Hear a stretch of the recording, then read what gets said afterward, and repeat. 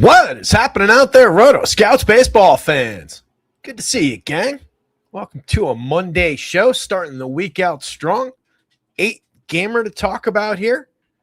Bunch of folks in the chat already, hanging out, talking about some successes. Pirates baseball, I saw you on Twitter.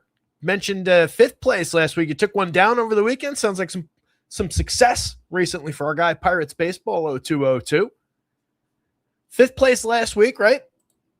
That was the one you called out. Or 4th place, excuse me. 4th place in the rally cap last week on DraftKings on, it was June 5th. That stood out in my head. Congrats on that one. What else did you do? Or was that the one you're talking about? Took down the main slate on Saturday. Nice. Oh, that's awesome. That's a couple good days in a row. Love it. Congratulations. Love to see you guys succeed. Loved when I appreciated you shouting that out. I did not have the best weekend DFS results-wise myself, so it was nice to see that one. That was on Friday, the one that I saw. And then, congrats on this one. That makes me feel good, man. That's awesome. Saturday, 1st place, main slate on the big boy. That had to be a solid little day. Hopefully you celebrated over the weekend. Always important to celebrate the wins, especially when they're few and far between the way that DFS can be. Well, that's great. Congrats. Love to see it. Let's go get some more. Should be a good one today. Really looking forward to diving into this one. I think it's an interesting slate. Letting some people pile into the chat here. Clint Wood's here. Tall Tale. Good to see you guys. Andy GPS. Pirates, of course. Antonio, what's going on? Appreciate that. Glad you're here. Your being here helps me be able to be here to talk about stuff. I don't like to, it's a conversation, honestly. I always like to say that, and I always encourage you guys, any kind of thoughts, comments, feedback, questions, anything like that, drop them into the chat. Excuse me. Because this is a dialogue. I'm here to pick stuff up from you guys just as much. I'm not sitting here like the trolls might accuse people of saying, hey, I'm so much better, smarter, et cetera, than anybody. But, good to hear. Appreciate that, Antonio. Welcome. Welcome to everybody else out there. Hit the like button. Subscribe to the channel as we get started. So, as mentioned, really interesting slate. Only one confirmed lineup in so far. I just dropped it up on the site. The site's at rotoscouts.com. As you can see, I got to take the 30 remaining of that. Hold on. Scrolling across the bottom of your screen there. Well, it'll be off for a second.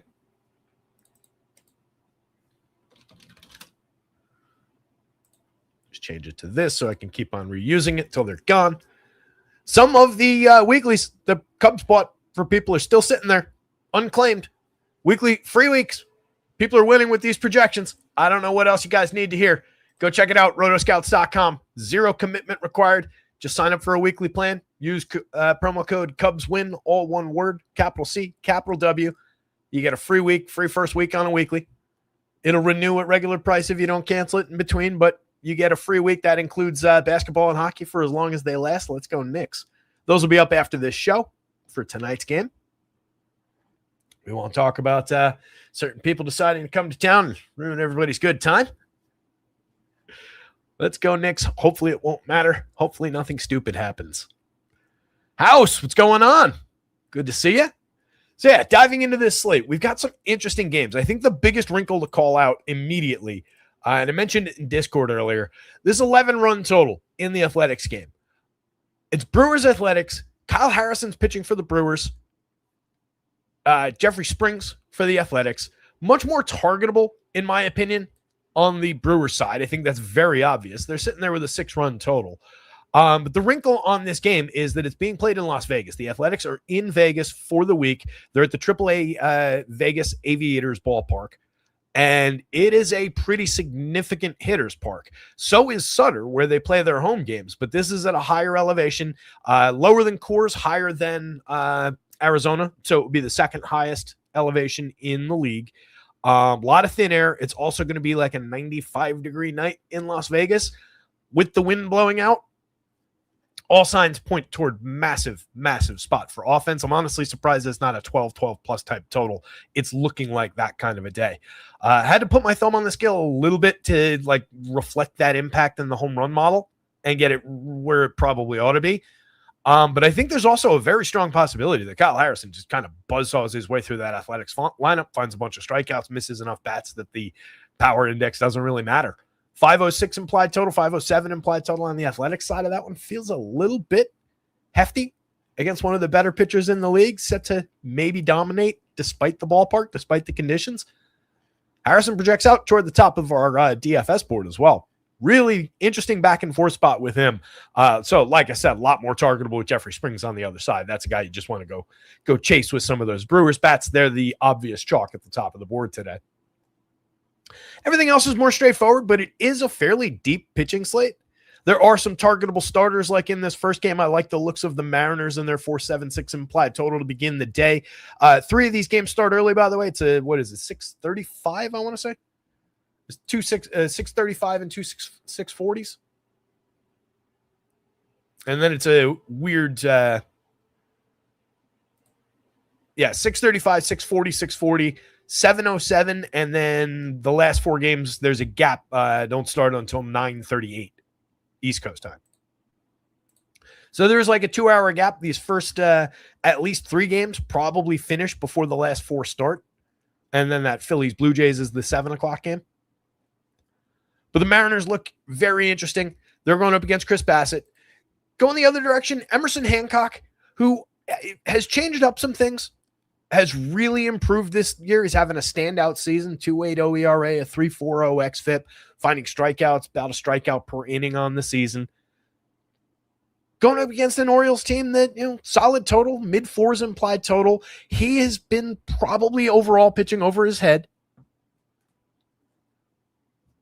It's not that there's a huge gap in the 3.40 xFIP. It's not that that would be a bad number if he was just pitching to that ERA. We'd still be interested in using him. But he's also gettable. The O's are showing a little bit of something. They're showing a little bit in the power index. It's a usable total. So I do think the Orioles offense is on the board, but would use Hancock. I think he's perfectly worth considering from a few ticks down from the top of the board. Red Sox, similarly, looking kind of interesting. They're going up against left-handed opener Ian Seymour and then right-handed bulk reliever Mason Englert. I think it's a pretty targetable spot. They're only pulling a 4.08 implied total, but some of the obvious bats are showing some power upside. They haven't been peak Red Sox, obviously, throughout this season so far, but that looks like a gettable spot to me. Connolly Early's on the mound for the Sox going up against these Rays. Just a 4.0 implied total for them. Might creep up slightly or might go down slightly. Early's been really strong throughout the season. The strikeouts can come and go a little bit, but he's been picking up more in his last handful of games than he was in the first few starts. Basically an even split back at the beginning of May, where he started 8, 6, 5, 7, and 6 the last 5 starts. So a nice solid uptick after, mostly 3s and 4s in the first handful of starts. And he's pitched to a 3.26 ERA, 4+ xFIP reveals a little bit of the truth. But even if it's a 4-run day where he's priced in, kind of works. Next one up, we've got the judgeless Yankees for the next couple of weeks. It's pretty ugly as far as, it's still a great lineup, but it's pretty ugly as far as some of the pieces that the Yankees have lost from that lineup. I do think we can use some Yankees here. They're going up against Gavin Williams, though. He's a tremendous pitcher. He's got them checked down under a 4-run implied total. So you're just hoping to pick off a couple pieces of premium contact around the, still the remaining big bats like Ben Rice, Jazz Chisholm, guys like that. I think they'll be lower owned than you would typically find those guys on a big day where the Yankees are floating up. They have a Judge as a magnet into those lineups. So they do probably come up lighter owned and, a matchup against a great pitcher, but it is looking more like a downside spot. They're pretty far down the stacks board for being the Yankees. Going the other direction, the Guardians, 4.19 implied total against Will Warren feels maybe a little bit hefty. There's some quality left-handed bats in that lineup, though. He's been good, not great over his last handful. Had a real clunker back at the beginning of May, followed by a few just shorter starts than he had been making. Not as many strikeouts and a few runs, but overall a very talented right-hander that I do think we could use against a somewhat lower-end Guardians lineup. So back and forth on that side of that game. Phillies, one of the best pitchers in the league on the mound for them. Chrissy Sanchez going against the Blue Jays. No questions asked. Chris Sanchez, absolutely one of the top options on the slate. Blue Jays just a 3-2-3-3-0 implied total if we're rounding up. Don't love the looks of their bats. Maybe you could pick off some of the righties in a contrarian sense, but Sanchez has been pretty invulnerable throughout the season. I wouldn't really be looking to target him here. Going the other way, it's Patty Corbin on the mound, who, for being honest, has been pretty effective throughout the year. He had a 4-run game in this most recent start. It was one of 2 4-run games that he's had their bookends right now. His first start of the year, he gave up 4 earned over 4 innings, 2 home runs allowed in that game. Every other start, he's actually been pretty good. Hasn't really been coughing up the long ball in problematic ways. I still do think it eventually goes pop. He's pitched to a 3.98 ERA, but has a 4.44 xFIP, for example. So we're already a 4-run pitcher, even when it's going well. That's somewhat targetable.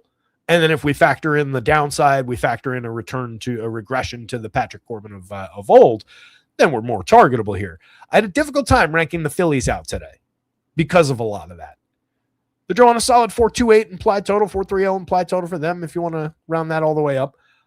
So I think they're very much in use, but we do have to have a little bit of respect, at least for Corbin. He's less of a DFS option, given the mostly lack of strikeouts against a very good team.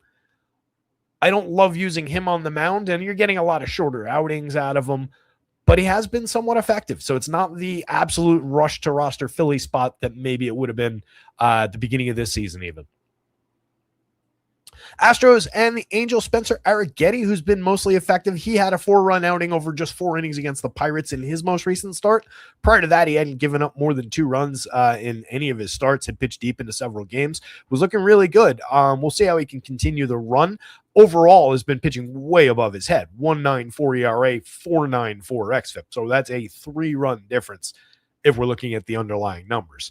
So probably at least somewhat targetable in that spot with some of those Angels big right-handed power bats. He's a righty, you're not getting a platoon advantage there, but there's just all that thunder from the right side in that Angels lineup. There are strikeouts on board though.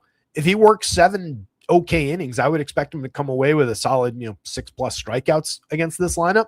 That's a usable DFS option. 4.4 implied total on the Angels side.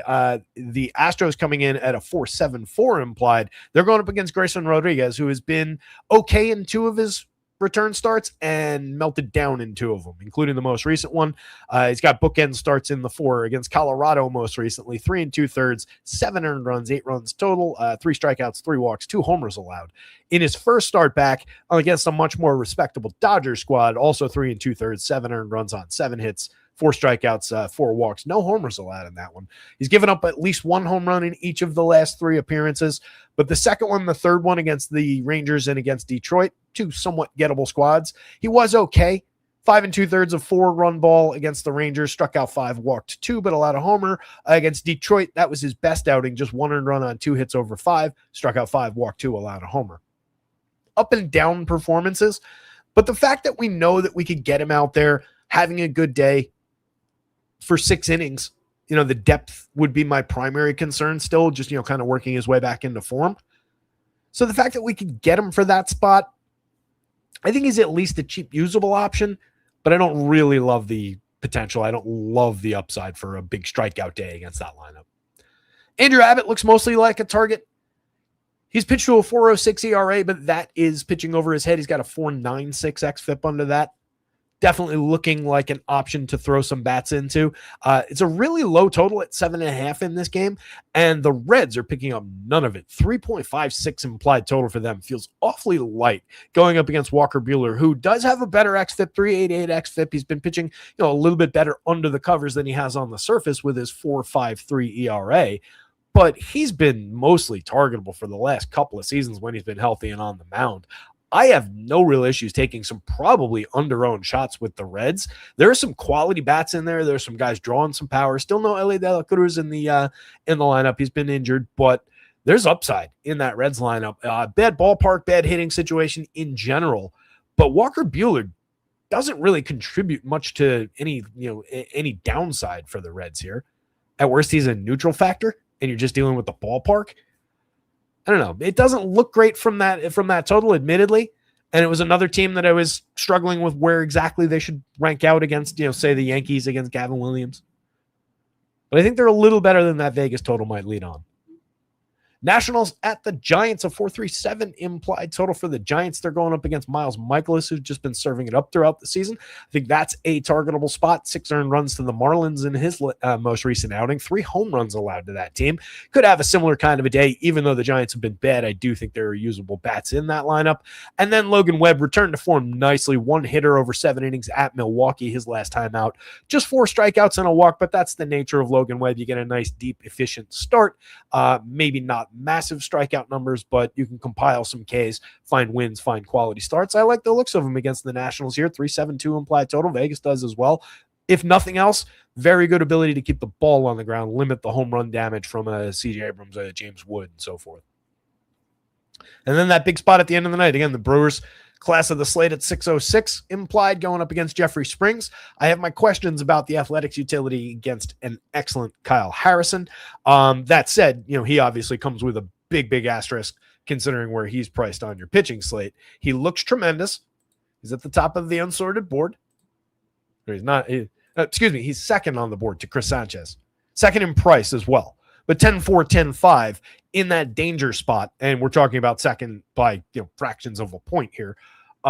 In that high danger spot, a couple few runs are going to do some pretty bad damage on a somewhat deep slate. So there's a lot of back and forth in the game theory of it with a Kyle Harrison today. A lot less so with Chrissy Sanchez, but you're obviously paying a super premium by comparison to everybody else. And if you can get, I'm pretty confident he's going to be at lower ownership with people flocking to bats on both sides of that game. Even though he's projected, I would assume, universally well around the industry. Getting to Logan Webb for significantly cheaper, for not that much of an offset in projection and a very similar ceiling, unless one of those two goes out and has a 10, 12 strikeout type day, Logan Webb has essentially equal ceiling for 2,000 less. It is a very strong consideration to have Logan Webb as an SP1 at 8,000 on DraftKings. Nothing wrong with that spot whatsoever. Connolly early at 84, 85, solid option. I like the upside for the kid. He's, again, pitching very, very well. Those aren't bad prices. This one is a nice price and a good fit on FanDuel, where I imagine you're going to put a lot of lineups together and be like, God damn it, I'm at just shy of having enough for Logan Webb. So I think he's a good option in that space. That's a beatable Rays team. There are some strikeouts among the better hitters, and again, he's been a good run limiter so far. 92.89, not unfair for Will Warren. On FanDuel, he actually slightly outprojects Connolly early. Little bit of an added potential, I would imagine, for the win and the quality start there, probably baking in the difference in that price. Back and forth options. Probably honestly like the early spot a little bit better and taking the discount on both sites. Probably more impactful from the 9,200 price to the 8,400 price on FanDuel, though.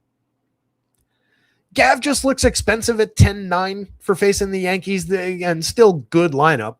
There's a former MVP and numerous all-stars still in that lineup, but obviously it's taken major hits. 10-9, there is strikeout upside in that lineup too, for Gav Williams to go get. Maybe you get there, but he's offset a little bit by mean projection. I think shares similar upside to Harrison Sanchez at the top of the board. 87 on DraftKings. I think Gavin Williams is a no-brainer SP1 discount option. That's a great spot. Arrighetti at 99, another guy, just kind of feels a little bit pricey given the total that is going the Angels direction, given the power bats, the presence of a Mike Trout, and so on. 99, 95. It's a very throwable dart. There is strikeout potential there. And again, it's just a deep pitching slate. There's a lot to work with here. So I think Arrighetti's a big part of the conversation on either side, but probably take Will Warren cheaper. Certainly take Connolly early cheaper. Absolutely take Logan Webb cheaper. So now Arrighetti's bouncing more off the more expensive aces of the slate, Gavin Williams included. Or on FanDuel, Gavin Williams included. On DraftKings, no-brainer, Gavin Williams over Arrighetti too. Hancock is basically that exact same thing as Arrighetti on FanDuel at 95. At 83, he's more in the no-brainer over Arrighetti bucket, along with Gav Williams, Will Warren, Connolly early, and so forth. That's a perfectly fine option on DraftKings. Again, he's been terrific.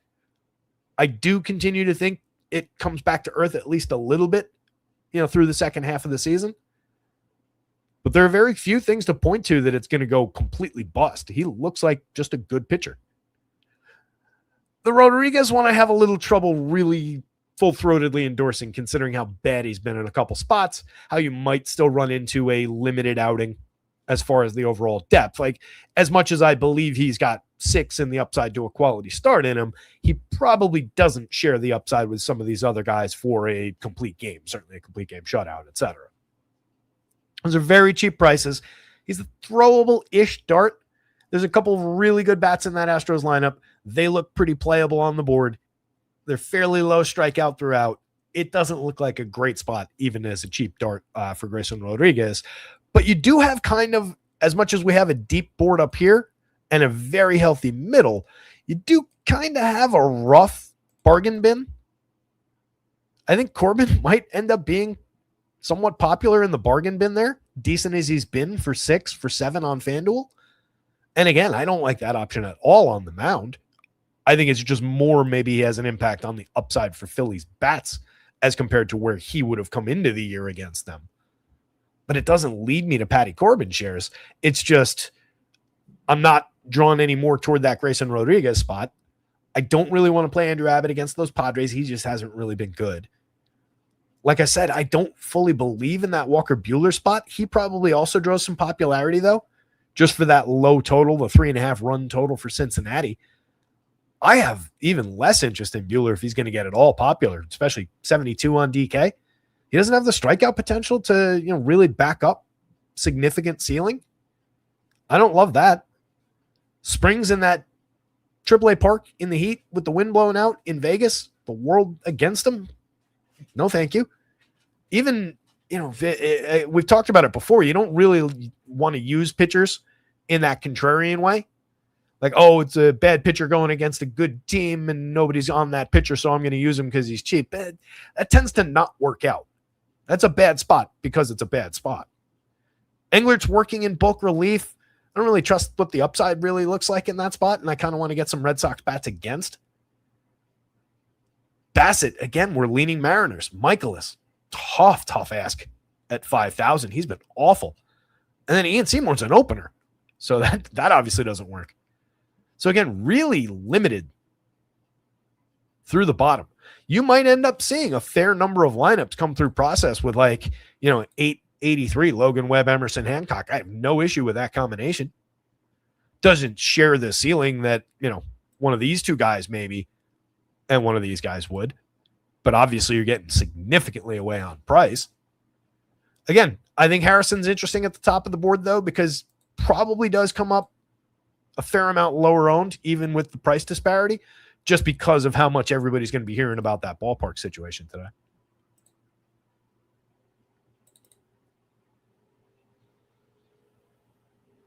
Tall Tale likes the web spot. Yeah, I think that makes tons of sense.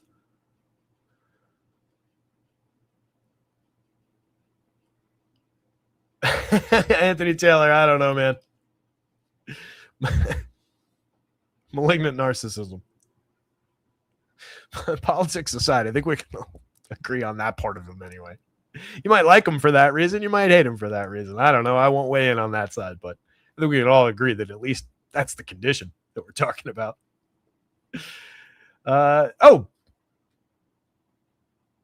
They swapped out.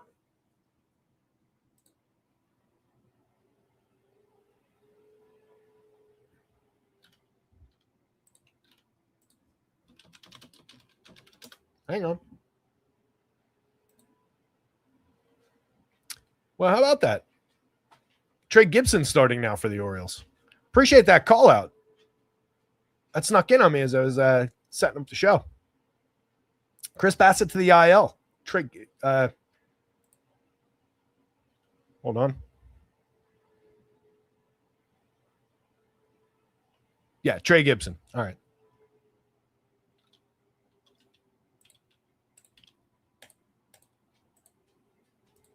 As that is our first game here. Let's pull him up on the board. 63-62. Throwing 12 and a third hasn't gone great in the show so far.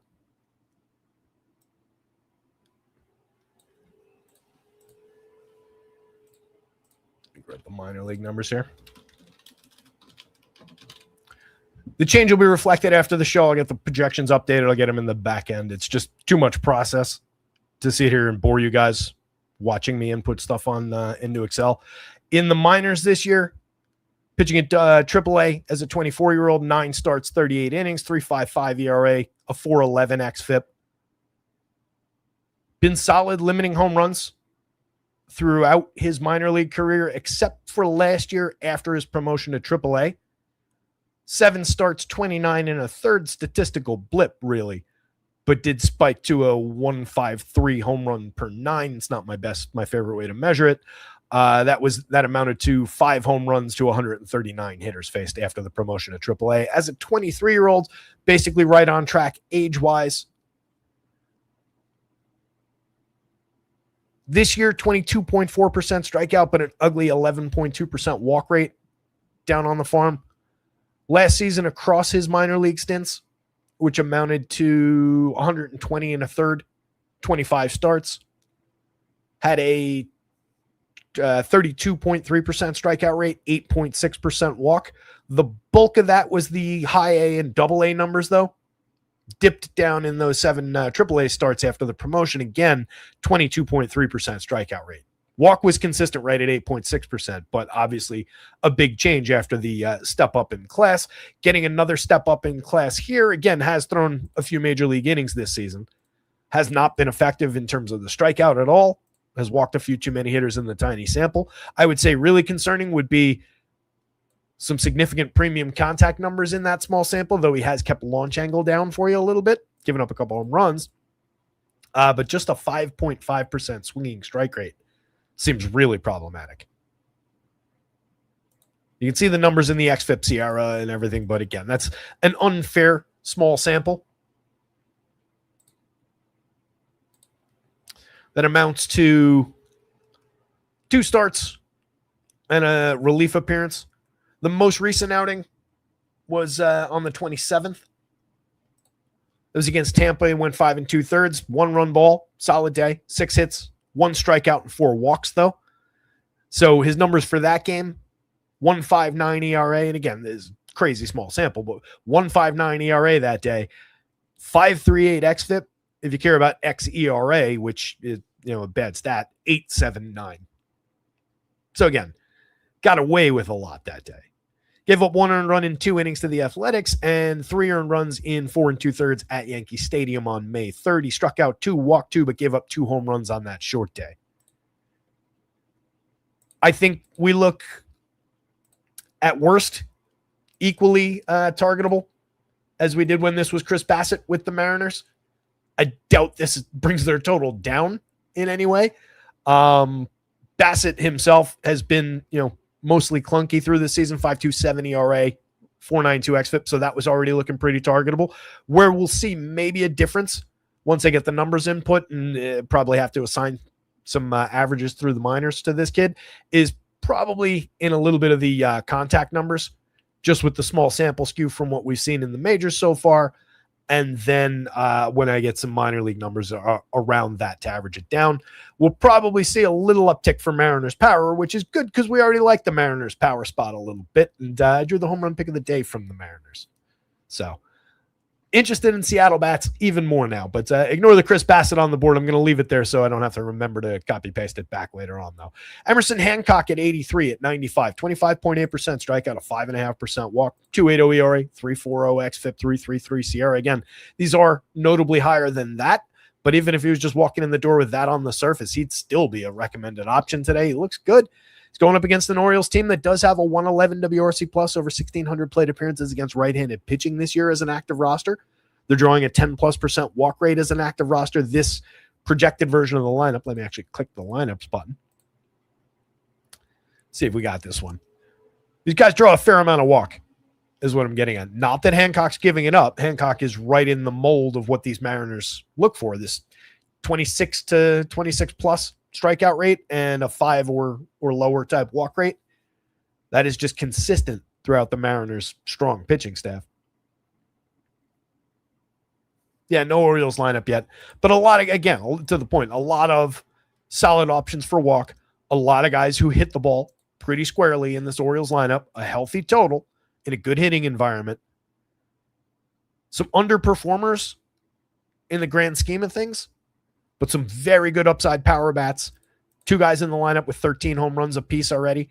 Several guys with noteworthy marks for power. And Hancock is giving up a 10.4% barrel, 43.7% hard hit, and 90 miles an hour of exit velo.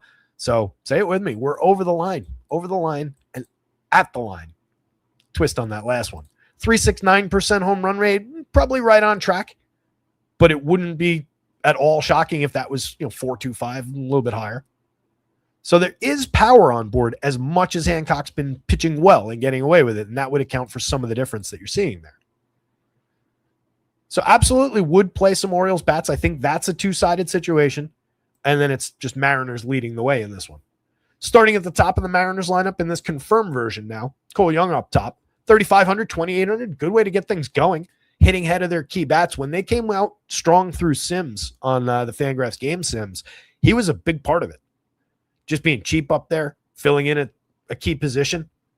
253, 324, 356. Great spot for correlated scoring. Little bit of ability to drive the ball. Not really reflected in the barrel rate, the hard hit right now. He's got 4 home runs on the board. He's been moderately productive. 329 xWOBA under the surface, under that 307 actual, right at the league average by WRC+. Not a standout in any way, but very affordable, again, in a great correlated scoring position. Julio Rodriguez, best player on the team, 52-34, 13 home runs, 9 stolen bases in a slow start to his year. He's at a 337 weighted on base with a 338 xWOBA, so he's normalized. He's right about where he should be. We just know he's better than this based on years past. So we should continue to trend upward just across the board. He's just basically normalized statistics to what the talent is right now. 121 WRC plus on the year, still hitting the ball consistently hard. The hard hit rate has dropped a little bit, but still a good hard hit rate, good barrel rate, low strikeout. It's a great option, 52-34. The price has come down nicely around some little bit of dip in quality. Josh Naylor, another player with a dip in quality overall this year, 257, 321, 361. Been fairly effective for fantasy days, though. 6 home runs, 12 stolen bases, some good counting stats in there. Underperforming overall, which you can see in the 327 xWOBA against the 304 actual, but he was just better overall last season. He's been better in years past. Last year, excellent slash, 20 home runs, 30 stolen bases, 335 xWOBA under the 351 actual. So he did overperform, but the 335 were a little bit better than this year's 327 expected. But again, the price has come down, 47, 3,000, perfectly manageable. Randy Arozarena for 5 on DraftKings is fine. 37 on FanDuel, most expensive bat on the team. Getting a little bit dicey there. He's solid. He draws a bunch of walks. He hits the ball fairly hard, but not at like superstar levels. 6 home runs, excellent slash line, getting on base like crazy, 18 stolen bases. As I've been saying throughout, 138 WRC plus. He's basically been supporting the team's offense as everybody else has, been up and down. But he's not a monster, standout, superstar type fantasy player at that 37 price tag. So a couple $100 too expensive, but everybody else is fairly cheap. So it all just kind of comes out in the average wash. Couple of excellent lefty bats in Luke Raley and Dominic Canzone. 42-32 on DraftKings, 29-27 on FanDuel. I love the first base eligibility on Raley, so you can get away from overloading outfielders from one squad. You obviously have to compromise some other first baseman or use util, but it does provide some flexibility on a team with multiple outfielders that you want to get to. Raley's a big part of their upside. 19.1% barrel, 46.4% hard hit rate. He's hit 13 home runs, tie for the team lead this season. 276 ISO. He can also get on base fairly effectively, 319 on base over each of the last 2 seasons. Stole just a pair of bases last year. Had 11 stolen bases, though, if we're going back in time to 2024. So there is a little bit of ability in that department. Just hasn't really been on display the last couple of years. As long as he's hitting the ball, we don't really care about that bonus. But it's nice to know that it's there. 1 stolen base on the board this year. And then the cheaper option with the 16.7% barrel rate, the 50% hard hit rate, 8 home runs in 157 plate appearances, 271, 338, 521, a 250 ISO. The always underappreciated Dominic Canzone hitting 6th in this lineup, Nice cheap price tag, solid lefty bat. Was it a 5.76 in the home run model? Probably goes up against the rookie that they're pivoting to here. Love the upside for a Dominic Canzone home run today. He was your home run pick of the day, so you can get out early if that's all you're here for. Patty Wisdom, another big upside bat for power, 6.19 in the home run model against what Bassett gave you, probably also goes up. Very cheap, first and third base. Love them at third or outfield on FanDuel for 22. Absolutely works. One home run on the board in 30 plate appearances. You're just looking for that one good piece of premium contact. He's shown it off in just a handful of batted ball events this year. If you look back in time when he was last relevant, monster premium contact numbers. He's also good for tons and tons of strikeouts, not that much walk. He is a problematic strikeout hitter, not a 3 true outcomes guy who can also, get you by getting on base and drawing tons of walks. That's not his game. He's power or a zero, basically. But there's thunder in that bat. Colt Emerson, their big rookie, go-to spot. He's got 4 home runs in 69 plate appearances, despite not really hitting the ball all that hard yet. And that's a kid who can hit the ball hard. That's going to be an interesting player as he develops. 373 weighted on base right now, but it's betrayed by that 232 xWOB under the surface that reflects this level of contact, all those strikeouts, the lack of walk. So maybe things do normalize for a moment, but there's a ton of talent there. Johnny Pereda, just kind of a mix and match option. A catcher, he's held down the position decently, though. 53 pretty good plate appearances, pair of home runs. Usable. On the O side, Taylor Ward, underperforming his power this season, as we've talked about a bunch. Has just lost a lot of barrel. 8+ percentage points of barrel is problematic. But he's getting on at a 396 clip. He's creating runs at a 123 WRC+. xWOBA and WOBA are basically aligned. So he's just doing interesting things that are different from what he's done. He's still a valuable commodity. If you're going to this Orioles lineup, he's a great piece for correlated scoring. And I do believe that the power can come back. At worst, he's still got doubles power with that 40% hard hit rate. He's okay for the money. So I don't skip Taylor Ward all that often. He was coming up as a significant piece of Orioles game stacks or Orioles team stacks. Gunnar, just their star at 55.34. Prices come down a little bit with the underperformance in the slash line, particularly the 279 on base. Some of these stars have lingered. He's all approaching 300 plate appearances now. Him, Manny Machado, who we'll talk about later on, bottom of the league in batting average, if you care about batting average. But some problematic on base percentages impacting run creation, just a 94 WRC+. You can see there's no real upside hiding. 303 xWOB under the 306 actual. Both numbers well below average. But still the ability to crush baseballs. And we know he's quite a bit better than this, especially for fantasy, where we really just care about the counting stats. Adley at 45.35. More expensive relative to the cap on the FanDuel board where you don't need catchers. He's more skippable there because you do want Pete Alonso at first base. You've also got Sammy Basayo sitting there. If he's in the lineup, you get options at the same position with Kobe Mayo. So there's other directions to go around Adley. He's been fine. 267, 343, 489, 8 home runs, looking like the good version of Adley Rutschman again. Gets on base quite a bit, doesn't really strike out, draws plenty of walks, hits the ball hard. He's everything we'd want. But we don't need the position, so why do I pay the 35 for him when I've got other bats at that spot? On DraftKings, you need the spot. He's 45. It works out great. Pete Alonso's just go-to option, 13 homers on the season, 243, 324, 446, an adequate but not spectacular slash line, but a monster for premium contact numbers. It's Pete Alonso. Don't overthink it. Basayo has made great contact. The numbers have been up and down a little bit, but 267, 332, 483 slash line overall, 9 homers on the board already. A lot of power from the left side there to throw at Emerson Hancock, who again has given up home runs in addition to problematic premium contact. Good as he's been. Kobe Mayo could exploit that premium contact. He's got an 8.31 in the home run model. He's hit 8 this season. Hasn't done much else at 198, 264 on the front end of the slash line, just an 81 WRC+, but does have power for very cheap prices at third base. Colton Cowser, if he makes it to the lineup, 24-26, 6 home runs and 146 chances this year. Whole bunch of home runs last season. That's a talented lefty bat with a lot of power. There are issues there. He only hit 196, 269, 385, but at 16 home runs, stole 14 bases in a handful of plate appearances last year. Leody Taveras at 35-27, just a mix and match type guy. Jackson Holliday hasn't proven to be all that much more than that. He's gotten 2 home runs, 3 stolen bases in 58 plate appearances, which is at least good.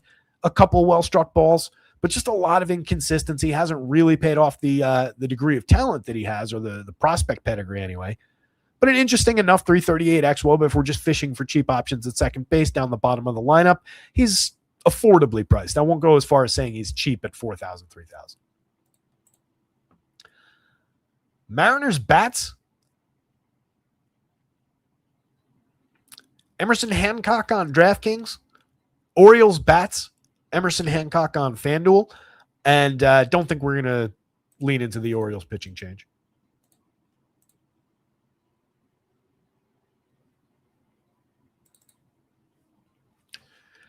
Yeah, it's an ugly SP2 spot. Like I talked about, Jake's asking about Andrew Abbott. I'm not a fan, but I think, if you're going to the bargain bin, he's certainly a guy you can embrace at 6,800. He's just not at all good. Way too few strikeout, way too many walks. 4.06 ERA is manageable for that type of a pitcher, but we're kind of ugly in the underlying numbers, what he's actually, in control of. You also get a lot of fly balls, not that this is a home run hitter haven or anything. And there's a lot of underperforming home run hitters. There's a lot of fly ball trajectory here with, decent impact numbers, substandard stuff, a 5+ Sierra, way too many guys on base just in general. It's a very low end pitcher, but you do benefit again. It's as you're saying, weak lineup, bad total, good pitcher park, and just a weak slate for bottom of the barrel pitchers. Like I was describing before, everybody basically in dark green is at best problematic. Most of your qualities here. There's a lot of quality in the top and the mid-range today. But the bottom and the lower middle is a little ugly. So, yeah, perfectly fine dark to throw, but don't be surprised at all if he goes bust. And I would say the same thing about the guy on the other side. If Buehler's up at least to a 20% strikeout, there's too many walks there. There's no swinging strike. These Reds do push some strikeout in your direction. There's some questionable bats. They're missing their best player. There's also a lot of upside bats in that lineup. So at 3.5 total, we'll get back to this one. But I don't know. Like I've been saying, I think it feels a half a run low. You could still have them at 4 and be showing Walker Buehler healthy respect here. Red Sox and the Rays. No Austin Slater on your DraftKings slate. Made it to the FanDuel board at 2,000. That's kind of interesting. Slater, a platoon specialist against left-handed pitching. So far this year in 49 plate appearances, 209, 286, 233. Yikes.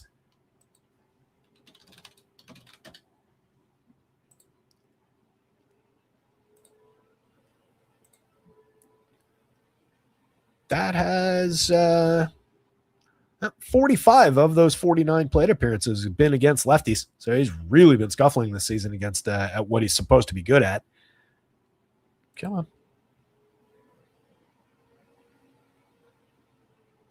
For the career, 263, 352, 420 slash line against left-handed pitching, 157 ISO and a solid 115 WRC plus, 337 actual weighted on base. Against right-handed pitching, he's bad. 228, 313, 331, a 102 ISO, 287 actual WOBA, 81 WRC plus. So again, this is his role on the weak side platoon, but he's been really bad at it this year, and he's hitting second, which is a weird miscast in this lineup for these Rays. You want Junior in that spot. I really don't understand putting Austin Slater there. If you want to lead Slater off, fine, but then you'd be taking Johnny Diaz, one of the best leadoff options in the league, out of the position. He's getting on base at a 399 clip. It's just a weird option. Again, not available to your DraftKings board, but at least a wrinkle on FanDuel at the dead min price against the lefty. I do think Connolly early, though, going to that lefty. 85, big part of your DraftKings board. 84, even bigger probably part of your FanDuel slate. I do think, like I said, you'll probably put together a handful of lineups that come just short of being able to reach that cheap Logan Webb spot. Early, not a bad alternative. 22.7% strikeout against an 8.3% walk is okay. It's not great, but it's okay. 3.26 ERA, a 4.12 xFIP, 4.02 Sierra. That's probably the truth of who he actually is in the long term. But he's able to find some strikeout despite not missing all that many bats. He has given up some premium contact. We got to be concerned about these. If we're going to talk about it with Emerson Hancock, all three of those numbers are also above the threshold. A couple of them more so than Emerson Hancock. So I do think there's some upside for power on the Rays. You can see some of that around Junior Caminero. You can see a bit of it on Johnny Diaz here. Jonathan Hernandez sliding down the lineup. He's at a 7.54. But it's still a gettable lineup. As much as they've been good at creating runs, good at winning ball games, mostly throughout the season, That's a gettable collection of hitters for a talented young lefty. I have a sneeze like.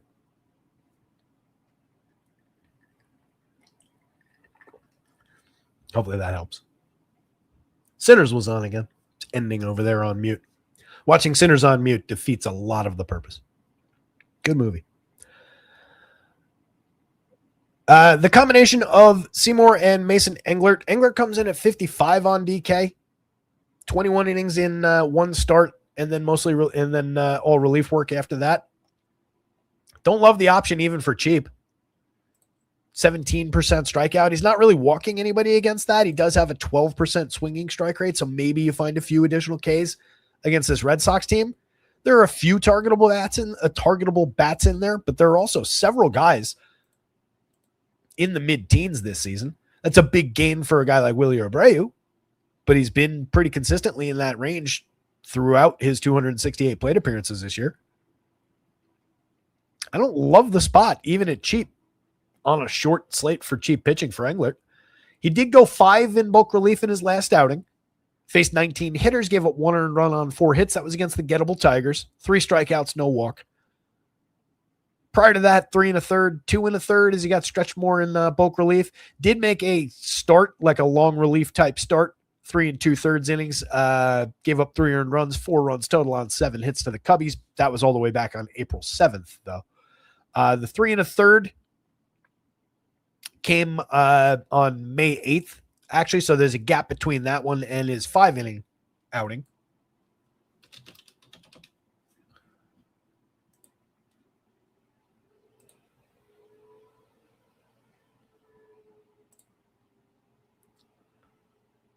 Should have spent my weekend committing Mason Englert's minor league game log to memory. The 14th, the 20th, and the 26th, he made full starts getting stretched out in their minor league system. Did get out to 6 innings on May 26th against Baltimore's affiliate. Had a decent day. 4 strikeouts, 2 earned runs on 6 hits. The outing before that, he went 4 2/3 against Milwaukee's AAA affiliate. 6 strikeouts, 1 walk, but allowed 2 home runs, 5 earned runs on 8 hits, and was out of the game pretty quick. We don't really care about the quality so much as the stretching out and what he's able to potentially put up on the board on a good day. In the bulk relief role, I think we're probably just still looking at 5 innings no matter what. Maybe he pitches a 6th and they ride him into the 7th inning. I don't love his upside for that. Even having a good day against the Tigers, came out after 5. That was after that 6-inning day. So if he didn't do it there, he's probably not going to do it. I think they just want to get it to the actual relievers if he's given them 5 good innings following an opener. So you're probably capped at 5 loosely effective innings on a good day with this option. And the Sox look interesting. You've got a few guys drawing interesting home run totals with Willie Abreu above the magic number, Wilson Contreras right next to it. It's a weak bottom end that I've talked about quite a bit to start the season. Caleb Durbin's been one of the worst bats in baseball all year. IKF has been one of the worst bats in baseball, throughout his career, outside of just being a slap hitter for singles. Not a good DFS option basically ever. Marcelo Mayer, I believe there's a little bit more to give there from a fantasy perspective, given the contact he's capable of making, but he's not really making that contact consistently this year. Hasn't really been good in his 184 plate appearances, not for fantasy, not for real life. 259 WOBA with a 257 xWOBA, 57 WRC plus. Carlos Narvaez is just kind of a mix and match catcher. So you are kind of stuck on the top 5 with the Red Sox. Obviously there's mixability with any one of these guys getting into a cheap middle infield position in any given lineup, but your quality's up here.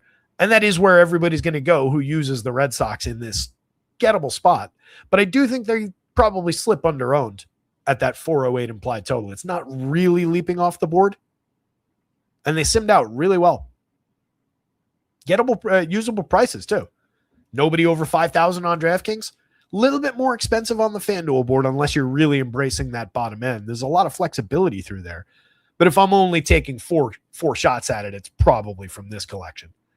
Mickey Gasper's in that group. Very cheap catcher option on DraftKings. If nothing else, take away the idea that Willie Abreu is a pretty good one-off at just 4,200 against a weak righty bulk reliever. And Mickey Gasper at just 3,200, switch hitting catcher who's hit a few balls pretty hard in his 73 plate appearances, has an excellent slash line, has been at least interesting enough in a small sample, comes really cheap where you need the catcher spot. So even if you're just mining it for, maybe it's a two-man, maybe it's a catcher one-off on the cheap option, hitting in the middle of the lineup, that's an effective enough piece. Contreras at 44-34, much better DraftKings option. 13 home runs, an excellent, excellent slash line. Not to say he's a bad FanDuel option. I just really like that price on him on DraftKings.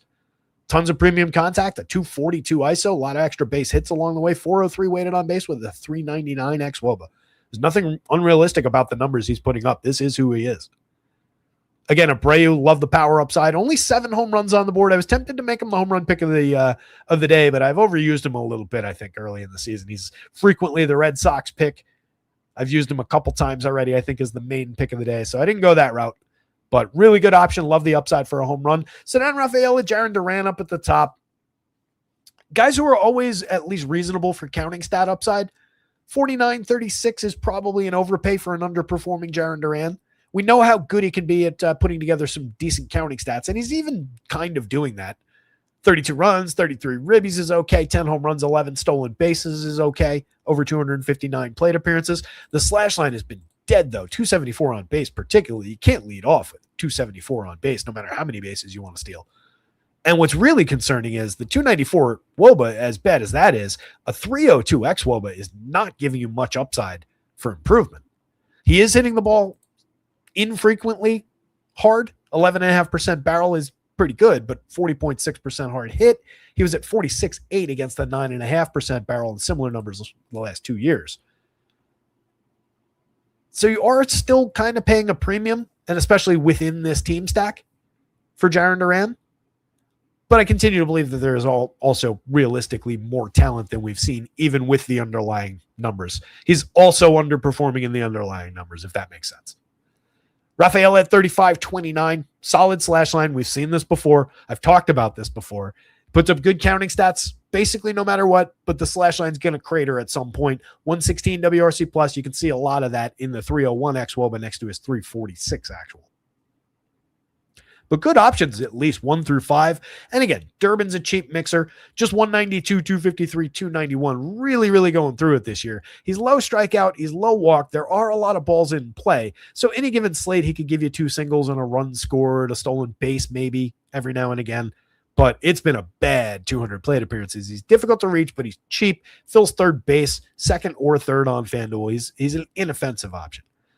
I like him better at a cheaper price than, say, IKF, but I probably like Marcelo Mayer better than anybody after Mickey Gasper.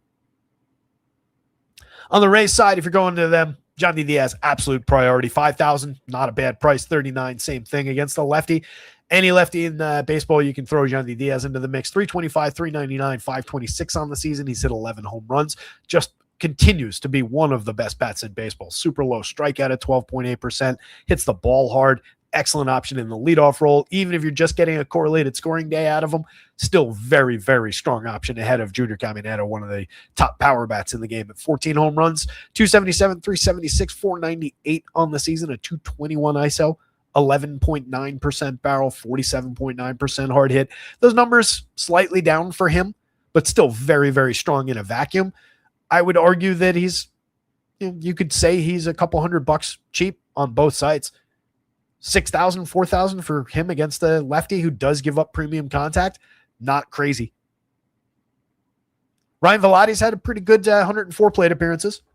Very cheap at 31.25. 286, 350, 451. He's hit 3 home runs, stolen 2 bases. I don't think he's that guy. Neither does his xWOBA at 307 under that 350 actual.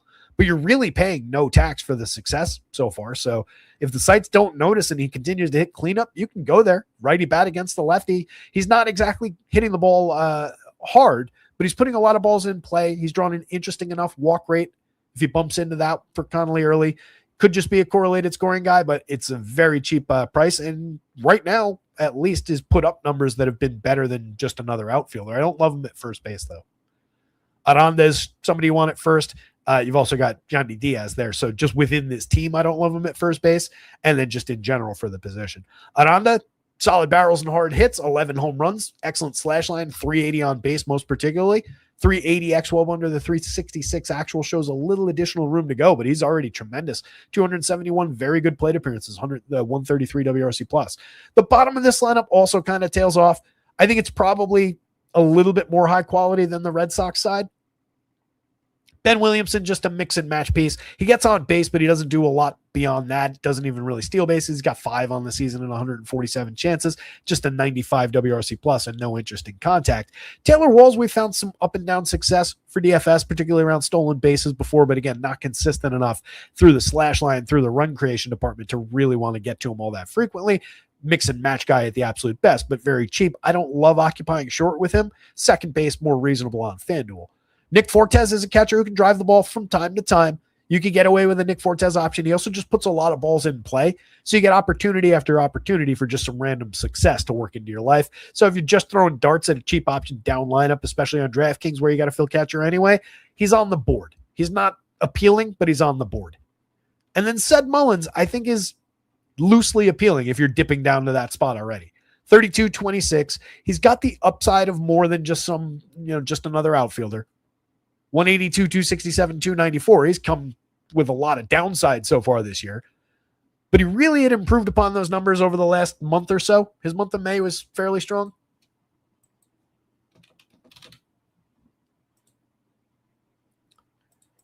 Come on. My clicks on Fangraphs are slow today. I don't know why.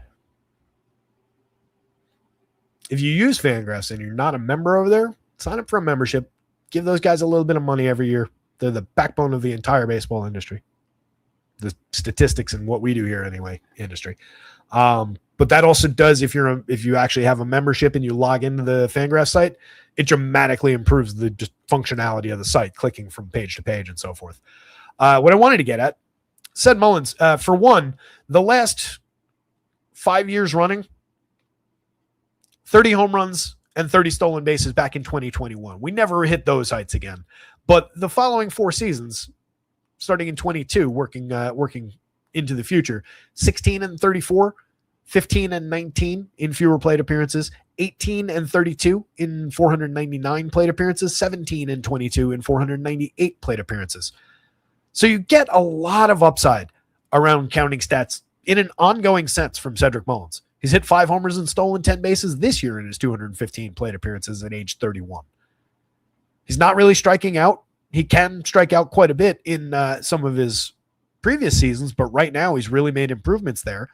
It hasn't shown through the slash line as far as success getting on base, just a 200 BABIP.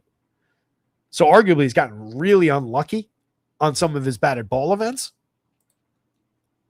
And then if we look, his last few games haven't been great, but if we're going back to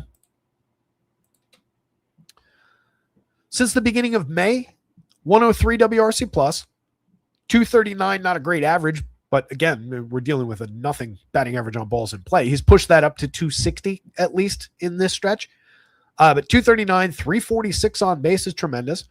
359 slug is pretty lackluster, but a 323 WOBA, at least around the average. Just a 300 xWOBA, I would say, maybe a little concerning, but he's drawn a lot of walks, 11.8% walk, 14.5% strikeout. 3 of those home runs and 5 of those steals have come since the beginning of May. Or 4 of those steals. He's also been caught 5 times. But you can see what I'm getting at. There's a little bit of DFS playability any given slate there, and especially against some gettable young pitching. Lefty, not ideal. If memory serves for Sed, I'll spare you looking up his splits. Bottom of the Rays lineup. This probably goes Red Sox bats. Connolly early, but he's probably more important than that ranking makes him sound like. Rays bats, probably wouldn't use Mason Englert in bulk relief. My poor judgeless Yankees. What's going on in chat? What are you guys talking about? Larry says Fangraphs has had issues the last few days. We wrote it up on the podcast on Friday. That would explain why I was running into some 404 errors with our sim process on the back end last week. Hopefully they got it figured out. Found some workarounds. Wasn't a problem, but was scary for a minute. I thought we had gotten locked out.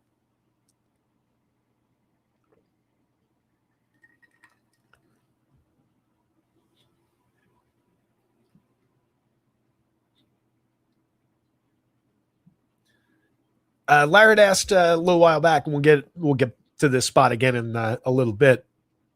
But going back quite a ways, about a half hour ago, Larry asked, I love Harrison for season long, but why is he so high today in that small ballpark in Vegas with the win? Are you saying he's projected for high ownership?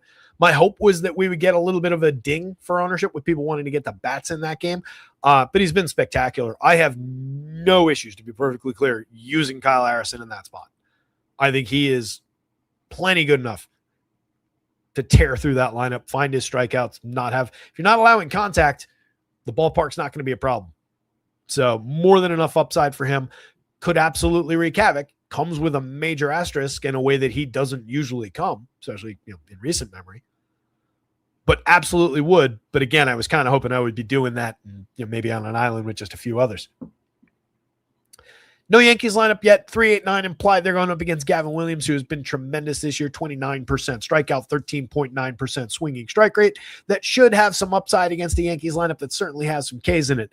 24.3% for this projected lineup on the season. They do draw walks, but that hasn't really been problematic for Gav this season. 7.7% walk rate. He's got an excellent 32.1 CSW, 21.3 strikeout minus walk. Everything has been tremendous. 3.20 ERA, 3.07 xFIP is even better. So slightly better under the covers than he is on the excellent surface. He's allowed a little bit of premium contact. We'd probably be more worried about that if there was a Aaron Judge in this lineup. You obviously have to get around Ben Rice, maybe Trent Grisham if he's having a good day. Paul Goldschmidt has been making interesting contact. There's a former MVP. There's multiple time All-Stars still in this lineup. They're still dangerous. So maybe they run into the 12.3% barrel, the 46.8% hard hit, the 91.2 miles an hour of exit velo. Those are problematic numbers, but by and large, 9.5 degree average launch. It's not perfect, but it is limiting. So 3.40% home run, you could argue that either way. It's probably right on the line. But you could say that given the ability to keep the ball down at least to a reasonable trajectory, that might skew a little bit high. But you could also say that it's maybe a little bit lucky to be below 4 given the incidental contact that is coming through here, and the ones that get up onto a significant trajectory have a good shot at getting out of the ballpark. So that could play negative for you in your Gav shares. He's only 87 on DraftKings, though. You absolutely want to find out at that price. 10.9 does have a big impact on DraftKings. If he goes a little bit sideways, you've got a lot of competition at that price from all the way up here, not to mention the cheaper guys in between. So you can see the difference in the projection. It's only 3 points and change. It amounts to 1 strikeout. His ceiling, I think, is basically equal to Kyle Harrison, to Chrissy Sanchez. Absolutely would use Gav here on either side. Maybe he's the guy that gets rendered lower owned on FanDuel at 10.9. Maybe it's not Kyle Harrison. It's this spot against the Yanks. Totally fine with that. Again, plenty of strikeout available in the Yankees lineup. Willie Warren, 89.92, fair prices, comes in with a 25.8% strikeout. He's been very effective, 3.22 ERA, but a 3.54 xFIP, 3.51 Sierra, 3.5 run guy is probably about right. He has been very good at inducing weak and medium contact. He's also excellent at finding the called strike. He's inducing a 9.9% swinging strike rate, 29% CSW overall. That's a very solid pitcher at 89. 92 on FanDuel. I don't love it. But there's upside enough. The Guardians, not particularly high strikeout. They come in at a 4.19 implied total, but it's also not the most just fundamentally threatening offense in the league. They've gotten better with Travis Bazzana up top. Some growth around the young kids has been interesting. They've got some high quality left-handed power bats to start things out. A lot of good premium contact guys. And again, low strikeout options. So not the best Will Warren spot, also not the best Guardian spot, but it is playable in both directions. Bazzana at 44-34. Excellent start to his career over 152. We've seen some upside from these rookies starting out this season. For the most part, it's all very high-end, highly touted kids making their arrival and just being good immediately. But it's been a really interesting year for young talent. 271, 355, 444, 4 home runs, 9 steals, and 152 plate appearances. I think there's upside for additional premium contact as he grows as a hitter. Right now, that's having an impact on his XWOB, a 323 XWOB under the 351 actual. Something to watch there. If he craters, you'll know why. I would say you're paying maybe a slight tax, but he probably has the talent to catch up to those price tags. 54-38, perfectly fine for Jose Ramirez. 10 home runs, 23 steals, 345 on base. He's terrific in any direction. Kyle Manzardo is just 2,900, 2,600. He's very, very interesting at those prices. Again, Warren doesn't allow a ton of premium contact. 90.4 miles an hour of exit velo is the most notable piece there. That's a little over our threshold. Comes on a manageable trajectory and not that many barrels. Consistent but not aggressive hard hit against. So not the ideal home run target. But Manzardo's got a quiet 12.5% barrel rate, 41.1% hard hit is not great, shows the inconsistency. 7 home runs, that total could certainly be higher. Same thing with Chase DeLauder, who started the season absolutely on fire. But between the two, Manzardo actually looks like more of the home run guy. 9.25, it's reflected in the home run model, second highest on the team today. DeLauder's good for that as well. 329 on base to go with a little bit of power upside. He's had a solid start to his career. He's got an interesting 342 xWOBA under the 327 actual. Should be a good just across the board hitter when it's all said and done. Daniel Schneemann, solid mixer who's made interesting contact in mixed samples in years past. There are strikeouts there, but there's also some ability to draw the walk. Fills a bunch of positions for cheap on FanDuel. Third base, outfield on DraftKings. Either way, 2,800, perfectly fine. Ana Martinez had a good start to his year. Right now, he's down to 232, 269, 420. 9 home runs, 9 steals. Probably not going to move off those numbers for quite some time. Stephen Kwan, just a mixer, a little bit of batting average upside, but right now really going through it at 220, 329, 271 over a really large sample, or large for him to be that low is what I'm trying to say. 255 plate appearances of ineptitude now from a guy who we used to see 280 to 300 with pretty much pretty regular consistency.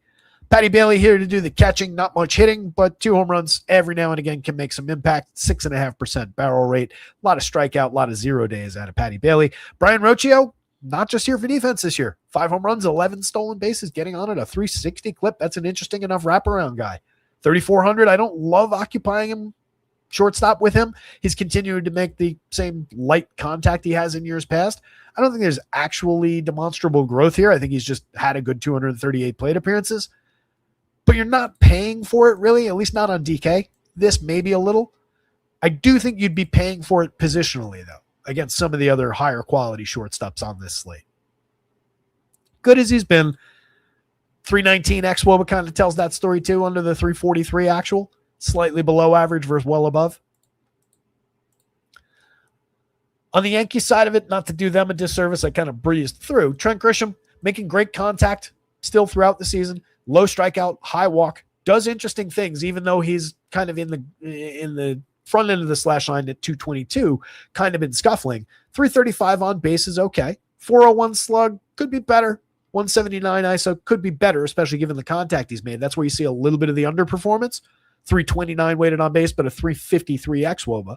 That number's come down, but that's still a significantly higher expected number, and that's well above average expected versus only slightly above average actual. 110 WRC plus, quite good for a guy who's been kind of inconsistent this year. 8.58 in the home run model against a righty who, again, giving up a little bit of premium contact.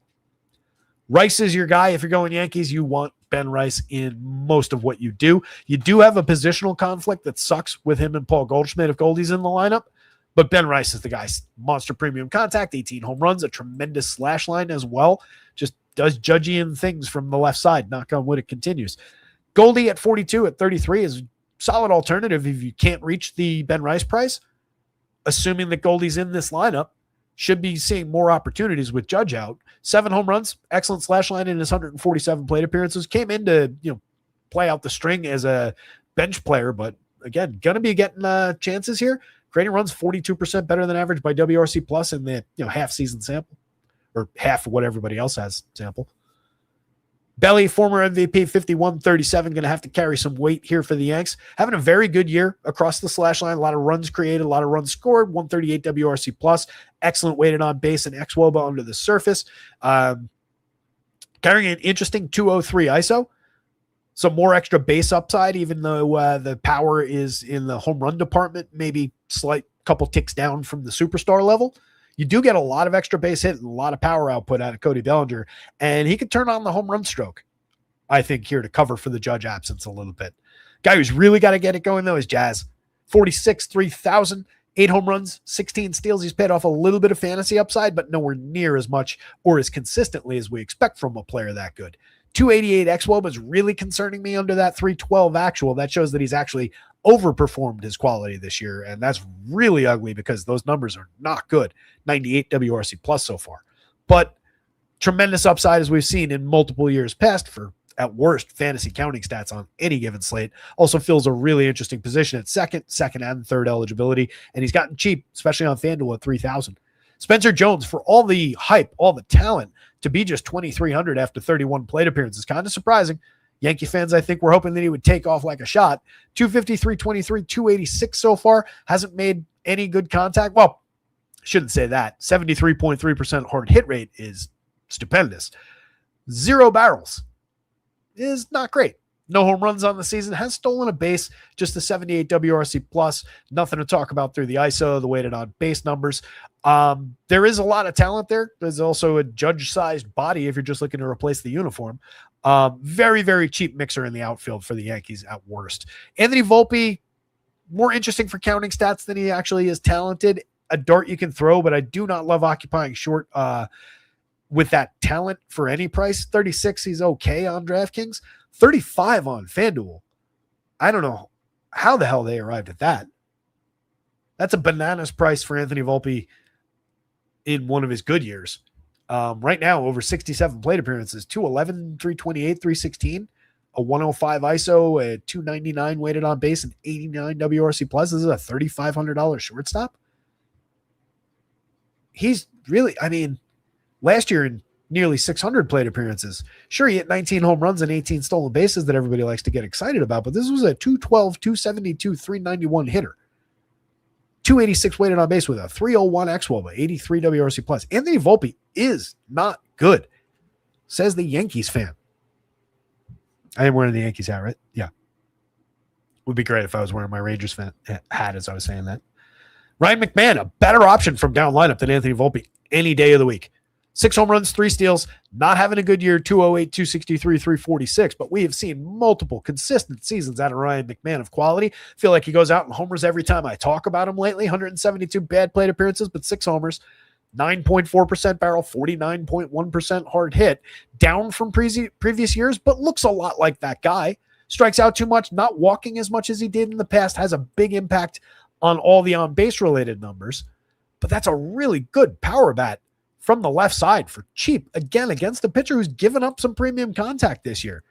Sign me up for some Ryan McMahon in Yankee stacks today. You don't have to go out of your way for him in anything else. Maybe a cheap dart throw at third base, especially if he climbs the lineup, honestly. Like if McMahon's hitting where Spencer Jones is in this projected, that makes him even more interesting. JC Escada, if he's doing the catching, Austin Wells, I believe, on the IL. The other option would be Ali Sanchez. I would expect Escada to get another lefty in there. Where he gets interesting, I think, is on FanDuel because he's got that third base eligibility at 21. A little bit cheaper than the Rymack option if you can't reach that. Just throws an interesting wrinkle into the Yankees build when he's in the lineup. Has done nothing at the plate. Weak contact, terrible slash line, no run creation. A bad hitter. Decent catcher, bad hitter. But those are very cheap prices, and that is an interesting, just, again, curve to throw into it with the third base eligibility. This probably goes Gav, Will, Guardians, Yankees. And that feels strange to say. I do like pitching better than hitting in this game. Phil's Blue Jays. Yeah, Cap. I don't get it, man.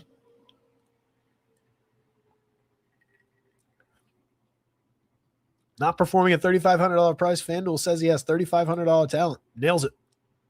Don't get it. Jake, talk to me about that call. We haven't gotten to that one yet, but Jake Swale says, dude, I love a Nats 5-man against Webb. Interesting. Why is that?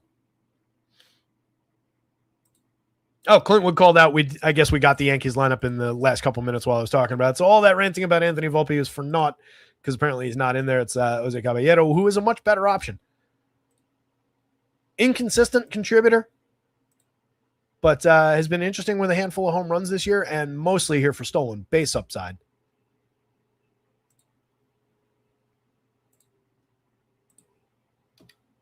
There we go. All right, so everybody else is exactly where it was. except for Caballero slips in there. I like the price at 33. Shortstop, that works fine, but the outfield eligibility is great to have with Caballero on DraftKings. Second and third base eligibility to go with that on FanDuel. You can see decent enough slash line, right at league average for run creation. Low index WOBA under a just slightly below league average actual WOBA, but 15 steals. Decent for counting stats, decent for correlated scoring. Again, not a go-to guy, but a guy who can put the ball in play, find some creative ways to get involved. So definitely a piece. Like him better than Anthony Volpe. Phillies, 4.29 implied total. Again, they're going up against Patty Corbin, who's pitched to a 3.98 ERA, which is all right. Has a 4.44 xFIP and a 4.62 SIERA. So a lot more concern under the covers. 15.8% strikeout, 6.8% walk rate. Has not given up the long ball this year. Has managed to miss barrels somewhat effectively. Has given up a lot of hard hit. Exit velo has been manageable, so this is really the only concern point in terms of the premium contact, which is where he's made some gains. In years past, he's been a little bit more problematic through there. It's led to more home runs, more run creation against. But considering where the xFIP and the SIERA are, I think you can absolutely fire with some Phillies bats here. They're showing plenty of power upside because the model's got a long memory against Patty Corbin. But if you'd talked to me on opening day about this matchup, it would have looked even stronger in the Phillies' favor. My hope would be that they come through a little bit under-owned. Again, maybe not with everybody flocking to Brewers and, some of the other upside teams. Maybe this spot goes underappreciated. Corbin's also just beaten the fantasy spots in recent memory, so there's probably a little bit of bias going on for the public. That said, I think he does have, maybe a little bit in this form of a more limiting effect than he might have otherwise. Again, coming into this year, it would have looked very different. That does not really lead me to Patty Corbin shares. As I was saying in the pitching rundown, 6,000, even at that price, there's a lot of bad history with Patrick Corbin. And even with the okay performance this year, he hasn't really given you all that much fantasy upside. 15.8% strikeout rate against the Phillies team that's around the league average for strikeout, but has some appreciably low strikeout options amongst their best hitters. It's a problematic combination for being Patrick Corbin. Last time out, 5 innings of 4-run ball against Atlanta. Again, he had that 4-run day, and he had a 4-run day over 4 innings against Minnesota back on April 10th, his first start of the year. In between, didn't give up more than 3 earned runs. Has yet to, other than the first game, gave up 2 home runs that day, has yet to give up more than 1 in any other game, and has only given up 4 other home runs across 10 other starts. So again, really, the bad fantasy days, or the good fantasy days against Patrick Corbin, have been non-existent this year. So buyer beware with the Phils, but plenty of upside, especially among like that group with some wild cards down through here. It's a very good 9-man lineup for the Phillies. It's one of the reasons we like going to teams like this. You just get tremendous depth. You get good prices on, cheap upside plays like Adolis Garcia. Good price on a cheap play. Well said. Garcia's been terrible this year at 199, 274, 326, just 6 home runs, 3 stolen bases, is still making consistently high quality contact in terms of the hard hit rate with some barrels mixed in, is not as bad as the numbers might look. I do think that there's at least, on a game by game basis, there can be a sleeping tiger there from the right side against a shaky lefty, I think is still fair. That's an under the radar upside bat from the bottom of the lineup. I'll stop well short of saying good, though, given the bad performance this year and the general downturn that we've seen from Adolis Garcia over the last 2 seasons. Right? This is now well over 1,000 plate appearances of diminished quality out of that player. So believe me, I get it, but I do think there's upside there just given the way he is able to strike the ball still. And Mundo Sosa is a really usable piece. Right now, over 103 plate appearances has been bad. 200, 235, 326, a 52 WRC plus, 3 homers, 2 steals. Not great. Last year, 276, 307, 469, hit 11 home runs in 261 chances, had a 111 WRC plus, a concerningly low xWOBA. It was probably not completely real, but the year before in 274 chances, he had a decent enough slash line, especially for a 9-hitter, 7 home runs, 7 steals. There's a capable player here for DFS. He's somebody that people will not be going to, fills multiple positions on both sites at a fair price. Bryson Stott for 38, for 29 on FanDuel, second base eligible on both sites, perfectly fine. Reasonable barrel rate, reasonable hard hit. There's nothing above average about those numbers, but they come with frequent contact because you're not striking out that much, you're not drawing that many walks. Right now, just suffering from bad luck on BABIP. Misfortune, or putting the ball in the wrong part of the field. 218, 271, 371. But we know there's more upside there. He's hit 6 home runs. He's stolen 11 bases. He's had some interesting fantasy days along the way. No reason not to include Bryson Stott in any Phillies plans in this spot, even lefty-lefty. Real Muto at 35-25 from the right side. There's upside from the old catcher. 3 home runs on the board and an otherwise pretty poor start to his season. Does have a 327 xWOBA, though, lurking under the 279 actual. There's visible upside there. Means he's been underperforming. Alec Bohm, speaking of underperforming, throughout the beginning of the season, really bumpy, has somewhat pulled it together, at least in, 3 days out of 6, 3 games out of 6 each week.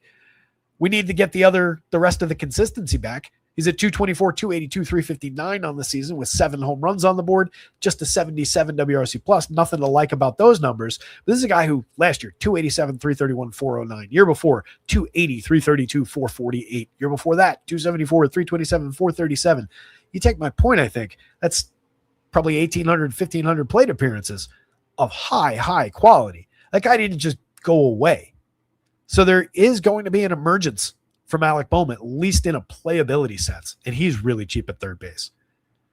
You get the more obvious upside bats. Brandon Marsh having a stellar season at 338, 368, 521. A lot going on via BABIP, but well-struck balls, 47.6% hard hit rate on the season, getting on base like crazy, even though he's not drawing walk, 4.8% walk. That's what I'm talking about with the BABIP. But he's making it work. 384 weighted on bases, star caliber. 345 xWOB under the surface reveals a little of the overperformance, but that's still a great number if he can manage to come in at that for the end of the season. Harper, not a bad price on either side. 14 homers on the season, 368 on base to tie Brandon Marsh, 413 xWOB under a 378 actual. So he's been very good, and there's a lot more to come. 141 WRC plus on the season. Trey Turner, underperforming the talent level again to begin his year. We've seen this from Turner in the past, and then he can turn it on, getting consistent runs at the top of the lineup still. It's a player I believe in. Low strikeout or medium strikeout so far this year. Low walk rate. You do typically get a lot of well-struck balls in play out of Trey Turner, if nothing else. Not a bad way to fill shortstop, even though he's been going through it. You're getting a little discount for it. And then Kyle Schwarber, just one of the best bats in DFS on any given slate. He's hit 23 home runs. He's on base all the time when he's not homering. I believe that's your highest number on the home run model today at 18.40 against one of our old targets. No issues lefty-lefty with Kyle Schwarber here. And then just one of the best pitchers in baseball this season on the mound for the Phils. Near 30% strikeout for Chrissy Sanchez, sub 5% walk, 1.46 ERA, backed up by a 2.33 xFIP, 2.54 SIERA. Even if he goes to those numbers, probably going to win a Cy Young. He has been absolutely tremendous. Excellent limiting launch angle, 1.5 degree on the season, 0.86% home runs. Yeah, you can go to Chrissy Sanchez in any sense, except for the fact that he's very, very expensive. He's targeting a low strikeout, fairly high-quality Blue Jays team when it comes to just ability to manufacture, get on base sequence. Whether or not they end up scoring runs and damaging him comes and goes with this Blue Jays squad. Just a 3.30 implied total obviously suggests that they won't. But they do have the tools to put together a day that just knocks Sanchez down enough. He doesn't have to go completely bust here. Just 3 runs against, I would say, is playing with fire. Especially because he's not, as good as 29.5% strikeout is, he's not a 35% strikeout guy. Good as he can be. 15.3% swinging strike rate. Obviously, he could have that day, but not quite as consistently high strikeout as some other pitchers. So I would stop short of saying it comes with any kind of, warning, asterisk, parental advisory, explicit lyrics type label. But there is that wrinkle. You get 1 or 2 guys on base from the collection of guys that can get on base, whether they're doing it so far this season. Most of them aren't. Vladdy Guerrero and Nathan Lukes, 365, 378 are the big exceptions. But there are other guys in this lineup that have gotten on base quite a bit more consistently in the past than they are right now. So you could see that kind of a day out of them. You could see them limit strikeout, succeed with just a ball in play. Gets through the infield. Now there's a guy on first, couple outs. Now he's on third, and Vladdy goes deep. And it's let's say it becomes a 3-0 ball game, or who cares what they've got? 3-0. So now you lose a little upside toward the win. You lose a little upside from the runs against at those prices. That is a slippery slope. That's all I'll say because he's tremendous, and I absolutely want to use him today. Going against doesn't seem like a good idea because everything I just said about the potential for the Blue Jays to spoil Chrissy Sanchez's day still equals like a 3-run useless fantasy day.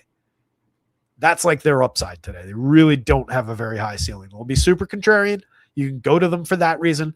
You have a superstar in Vladdy, even with the lack of power this season. He's putting up fantastic numbers overall. 360 xWOB under the surface says that some power will arrive. Luke's is getting on base remains cheap. That's a usable piece in the outfield, but lefty against one of the best lefties in baseball, not going to do him any favors. George Springer's cheap, but really going through it this year at 207, 289, 351. One of the culprits that I was talking about for the underperformance and getting on base. Okamoto from the right side has power. I would say he's probably priority number 2 after Vladdy. It's probably Vladdy, Okamoto, and if I'm being honest, Nathan Luke's just for the direct correlated scoring with those two as a 3-man if you're looking to play spoiler with Chrissy Sanchez. But again, that does not seem like a good DFS option. Okamoto's hit 13 homers, otherwise pretty low-end slash line, lack of reliability, a lot of strikeouts for Chrissy Sanchez to target here. Ernie Clement, another low strikeout, frequent balls in play, but he's not somebody you worry about hitting the ball particularly hard. A little dink and dunk type of a hitter. Finds success, though. 306, 326, 460, 118 WRC+, plus, one of the better marks on the team for run creation. Andres Jimenez, mix and match piece at best, 6 home runs in an otherwise uninteresting season. And then you hit the bottom. Miles Straw, low strikeout, but not good. Tyler Heineman, mix and match piece with some strikeout in his game at best. And then Pinango bringing up the bottom lefty. He's been okay, over 108 plate appearances, 4 home runs, good slash line, 121 WRC+. Plus. Against lefties this year in that small sample. 18 of those plate appearances are against same-handed pitching. He's slashing 111, 167 in those versus 341, 378, 518 against righties.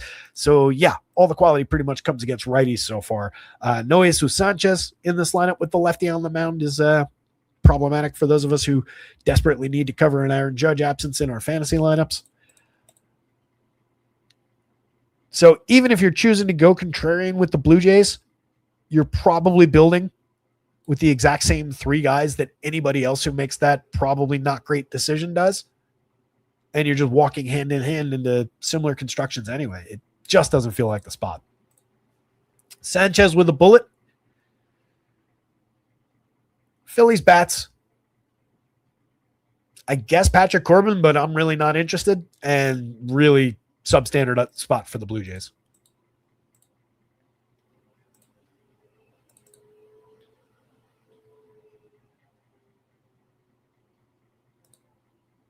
Oops. The hell did I just do? Ultimate says Giants are cheap today against Michaelis. I do like that side of that Giants game. Ultimate's been considering playing the Nats all day. Yeah, we haven't heard back from Jake. I don't know if Jake bailed. Haven't heard back from Jake. I want to hear about that. I want to hear about the appeal of that Nats stack. Just Logan Webb, not a pitcher I like to target.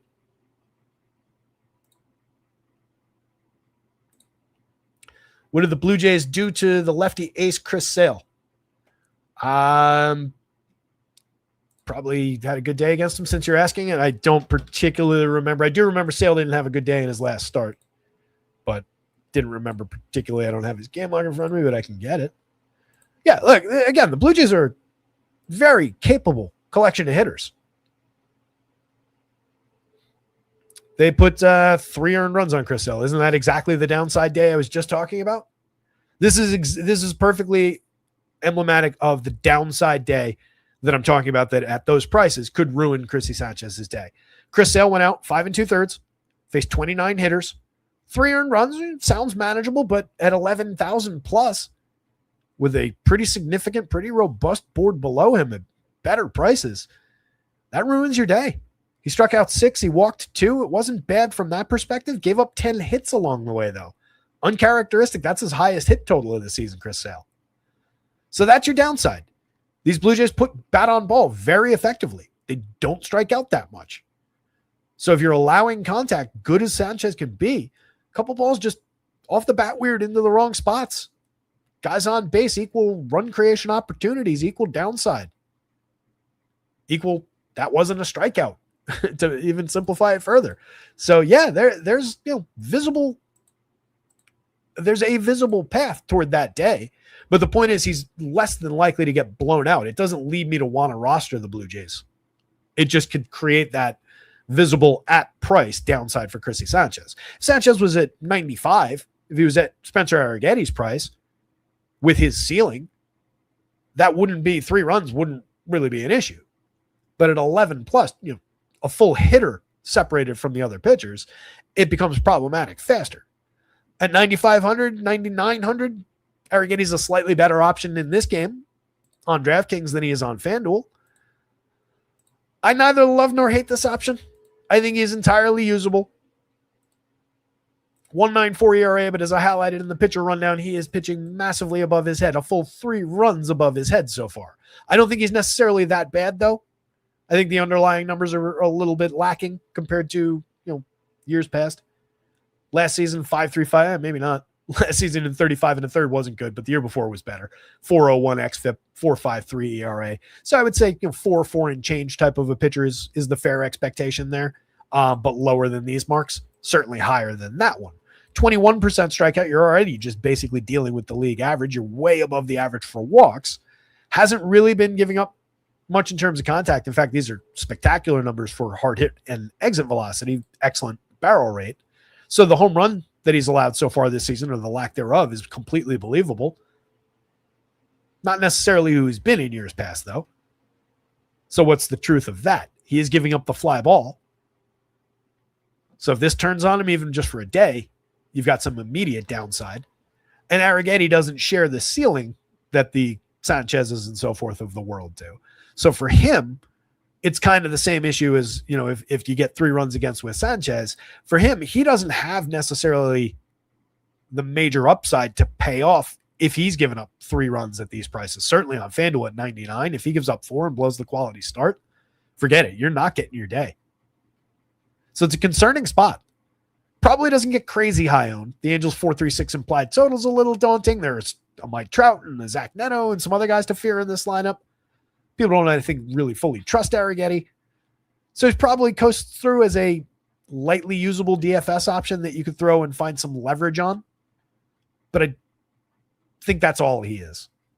Below average pretty significantly across all 3 of Stuff Plus, Location Plus, and Pitching Plus so far this year. Grayson Rodriguez, at least he's above average in 2 of those 3. 4 starts, 18 innings. It's been bumpy. I highlighted the game log when we ran down the pitchers. It's really just one good game, one okay performance in which he at least went 5 2/3. So just pitching into the 6 is nice to see, knowing that we have 6 inning ceiling. But the other 2 starts, 2 7 earned run games against the Dodgers and the Rockies. Kind of problematic for the numbers. Much more talented than that, than the guy with a 10.0 ERA and a 5.05 xFIP. But might just be this guy until he puts all the pieces back together. Missed all of last year. I mean, he's been out for a significant amount of time. So I don't want to rush to get to him even at 7,000, 6,800 against a somewhat gettable Astros team. They haven't been great by and large this year, but there's a lot of good run creators in this lineup. They got Jose Altuve back. They've got Jordan Alvarez, who's a superstar of superstars. And at worst, some good mix and match options. So just not a team I'm really looking to target. They also come in at a 4.74 implied total. So Vegas is firmly on the side of Grayson Rodriguez going bust again here. Probably a lot safer leaning into the Astros in this spot if you're determined to go to this game. Let's hit that guy again since we have neither of these so far. While I hit that, hit the like button, subscribe to the channel. Scrolling across the bottom of your screen, rotoscouts.com is the website. Projections, content, all sorts of stuff going on. MLB, NBA, NHL right now, NFL right around the corner. Everything is under $1 a day, weekly, monthly, quarterly plans. Check those out. If you're signing up for a new weekly, or if you just want to check the website out, there are still some left. Free week, free first week on a weekly. Handful remaining. Promo code CubsWin, all one word, capital C, capital W. Go grab yourself a free week. If enough people do it, I'll just keep that running. Right now, I want to see these kind of fly off the shelf. We're talking about 100% free, 0 commitment on your part. Just make sure you cancel it if you don't want to renew it. But damn, free, 100% free. NBA, NHL, Stanley Cup Finals, NBA Finals. Last 2 games of the NBA Finals, knock on wood, included. Last couple games of the NHL Cup Finals, included. That's been a great series so far, by the way. I think they're tied or broke the highest scoring first 3 games in the last like 45 years in the Cup final. So these lineups haven't come in, but this is probably what we're getting from the Astros. Jeremy Pena up at the top at 43.33, manageable prices. He's had a good 127 plate appearances following up his strong season last year. Player I've kind of come around on, given the uptick in quality, 350 weighted on base at 375 xWOB under the surface to go with the good numbers on the surface, 123 WRC plus. Not a bad piece of correlated scoring and remains fairly cheap on DraftKings. 33 is a little higher on FanDuel, but both prices very, very manageable. Alvarez is a superstar. You include him in basically anything you do with the Astros. 22 home runs, an absolutely spectacular slash line. Just him reclaiming every single piece of his talent. Christian Walker at 41. I don't know why DraftKings hasn't really caught up. 16 home runs on the season, 248, 319, 496. Take it or leave it on the slash line, but a 248 ISO, 124 WRC plus. Little overperformance going on, of course. 321 xWOB under, 352 actual. The strikeout rate is slowly but surely creeping up. That's the one we've been keeping our eye on all season. We were, 18s and raving about how good. Then it was 19. Then it was 20. Then it was 21-2. We're heading back up toward this kind of trajectory when he was in his swoon the last couple seasons. So we got to hope he starts doing that again. But he's making very good contact, similar with previous seasons. At worst, I think he continues to find the power upside. So that's a very good price for that. Power bat 8.73 in the home run model. Isaac Paredes 36.29 going into this ballpark.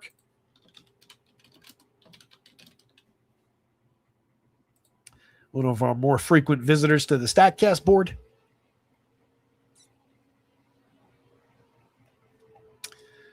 Or most frequent visits on the Stacks board, or the StatCast board, I should say. Whew. Yeah, this is like the worst park in the league for his home run profile. Second worst. Yeah, tied for second worst home run profile for Isaac Paredes in this ballpark. So not a good spot for him for the power upside. What you can get there, though, 36.29, as I always talk about with him, 333 on base. It's a reasonable enough correlated scoring guy who doesn't really strike out, who can put the ball in play. If you get a couple RBI doubles out of Isaac Paredes, you won't be sweating the fact that you didn't get a home run. It's fairly priced at third base for that. Altuve, very usable, 42.29 second base. He's got the outfield eligibility to go with it on FanDuel. Okay, 193 plate appearances with the 5 home runs in play. Decent DFS days along the way, a 104 WRC plus. We'll see where it goes. I'm not entirely sure we're going to have a great year given how he started overall. 310 xWOB under that 321 actual. Not really making stellar contact, but he never really did. There's some good, there's some bad going on, striking out a little bit more in the small sample than he used to. I don't love what we're seeing from Jose Altuve, but any given slate, monster upside. 23-21 for Lamont Wade, who we've talked about a bunch of times since he joined this team the other day. 10 plate appearances, doing Lamont Wade things with a home run on the board, 300 batting average. Typically, we're looking for Lamont to make some good premium contact, which he's done in seasons past. 9.4% barrel, 43.7% hard hit back in 2024, and get on base. He is a consistent on base percentage guy. So there is upside for correlated scoring with some wild card cheap upside for power. Cam Smith has made great contact throughout the year. We've been highlighting it because he's been struggling with everything else. 219, 309, 349 slash line. An excellent 337 xWOBA stands out underneath the 298 actual, though. I continue to believe in Cam Smith's upside. Taylor Trammell, a quad A type talent maybe, but 297, 357, 391, kind of finding his way over 71 plate appearances. A guy with an interesting skill set for just creating points for DFS. He can fill all 5 categories. 5 categories? Standard fantasy 5 categories, whatever you want to count it as for DFS. If we're talking about singles, doubles, triples, you get what I'm saying. It's more than 5. Kristen Vasquez, mix and match catcher. On the Angels side, Zachy Neto down to 4,800 on DraftKings. That's interesting. 37 on FanDuel, holding strong on the price. 12 home runs, 10 steals on the board. Having an okay year. 322 xWOBA would be more concerning, but they're not pricing him based on the underlying stuff. I don't really know why he's slipping. Making decent contact. Lost a little bit around hard hit so far this season. There is some visible diminishment, but I mean, overall, that's still a very, very good fantasy piece. Not a bad way to start at shortstop in this stack. 58-39, perfectly fair from Mike Trout. 14 home runs, carrying a 392 on base. 416 is massive in the xWOBA department under an already terrific 372 actual. Wade Meckler, mix and match quality, low projection. Might need to take a look at his back end actually now that that's popping out at me. Give me 1 second on Wade Meckler. Let's see if there's anything we got to fix here.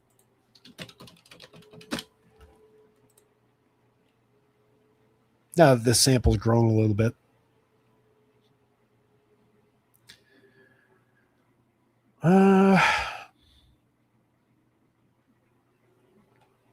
Yeah, we could probably be a little bit more fair to Meckler on the back end. Get that projection boost a little bit. Hitting third, he should be a little higher than that just naturally. He's had 51 pretty good plate appearances. What I was pulling up on Fangraphs to check is how these numbers, jibe with what he's done in the minors. He's a 26-year-old, so we're talking about probably ultimately a quad A guy. Maybe he's just a late arriver.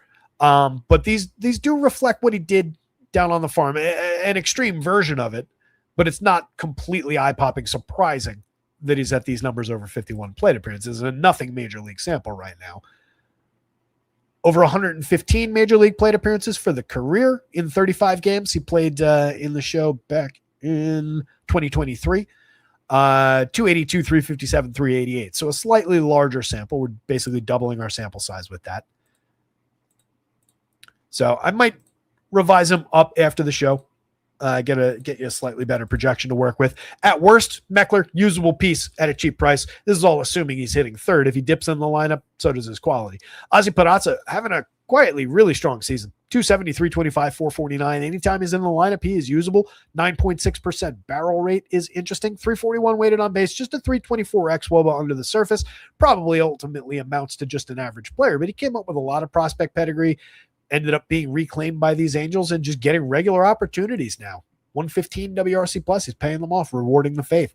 Nolan Shanuel, mix and match quality talent just here for on base and correlated scoring, which he hasn't been doing this season. Joe Adell, tons of thunder in that bat. He's up to 10 home runs now. 298 weighted on base, but a 334 xWOB under the surface. Just a 149 ISO. Reflects some of the dip in premium contact, 17.2% barrel. Long way to go down to 8.8 that he's put up so far this year. Still a solid player, though. Still a solid hard hit rate, and we know what the ceiling looks like on any given slate. Nick Madrigal, just a mix and match piece. Maybe paying off some of the talent. Another reclamation project for a once upon a time prospect for this team. 2,400, 2,100, nice and cheap. 348, 444, 391 over just 27 plate appearances. What we've seen of Nick Madrigal, we haven't really liked, but maybe there's a little something there. Let's see.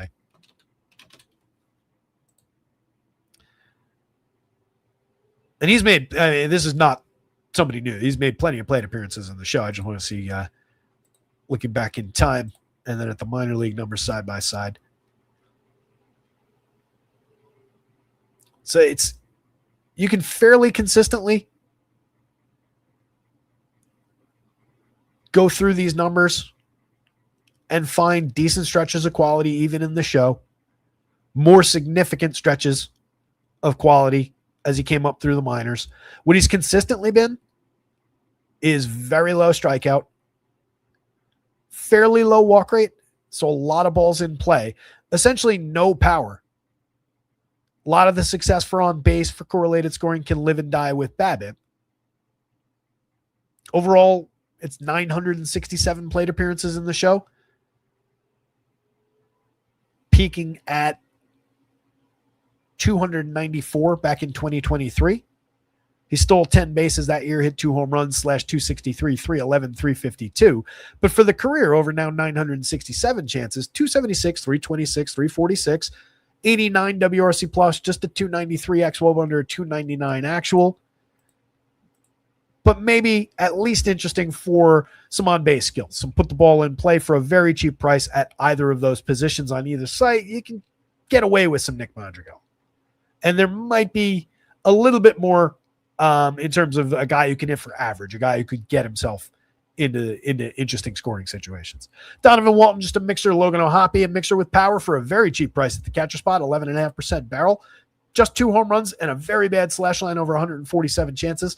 But just last year, O'Hoppe, 19 homers and 451 plate appearances. The slash line's never going to be strong, but he hit 20 home runs the year before and had a better line. It's a better player than he's been and well worth the 29 if you're already dipping into the Angels bucket to attack Spencer Arrighetti, who, again, hasn't given up premium contact, but it's a small sample and he's also pitched over his head. And in years past, he did give up that premium contact you're looking for. So the Angels may be a little bit sneakier usable than we initially thought. I still say Astros.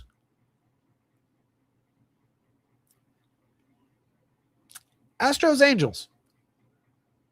I don't remember how it is on the stacks board. I know the Astros are above the Angels on the stacks board, but I don't remember exactly where the Angels ranked. But yeah, Astros, Angels, Arrighetti, and then Grayson Rodriguez, not much more than a dart throw. Again, these Reds looking more interesting, I think, than that Vegas total. Going up against Walker Buehler and his Padres here. Buehler striking out 20% against an 8% walk rate. There's nothing special there. 4.53 ERA, but a 3.88 xFIP. 4.12 Sierra. If we're splitting the difference, that 4.12 acts as a pretty perfect number. So we're talking about a guy who's at best like a 4-run pitcher. Has been more targetable than that. Doesn't really sit anybody down via the strikeout. Gives up not bad premium contact, but interesting enough premium contact. 90.4 miles an hour of exit velo, most specifically. That could be exploited by some okay, not great, but okay bats in this lineup. And then an underperforming, I knew that would be Eugenio. 9.90. Eugenio Suarez in the home run model. No Ellie is definitely a major downside for the Reds, but there are 4 or 5 at worst interesting bats in this lineup. I continue to think they defy that projection a little bit on us, and hopefully they go a little under-owned.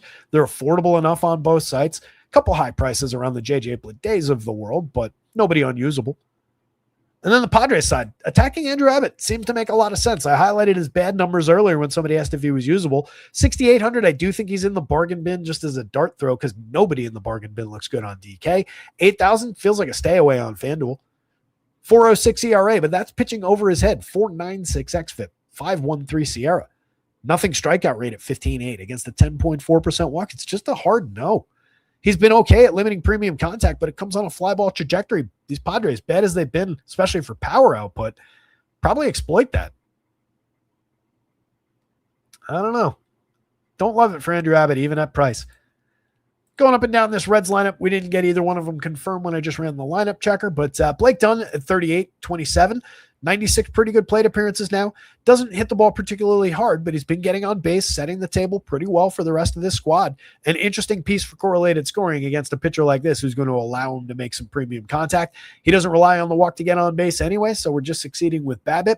Well-struck ball, or consistent balls in play, I should say, should equal some fantasy production for a cheap price from the top of the lineup.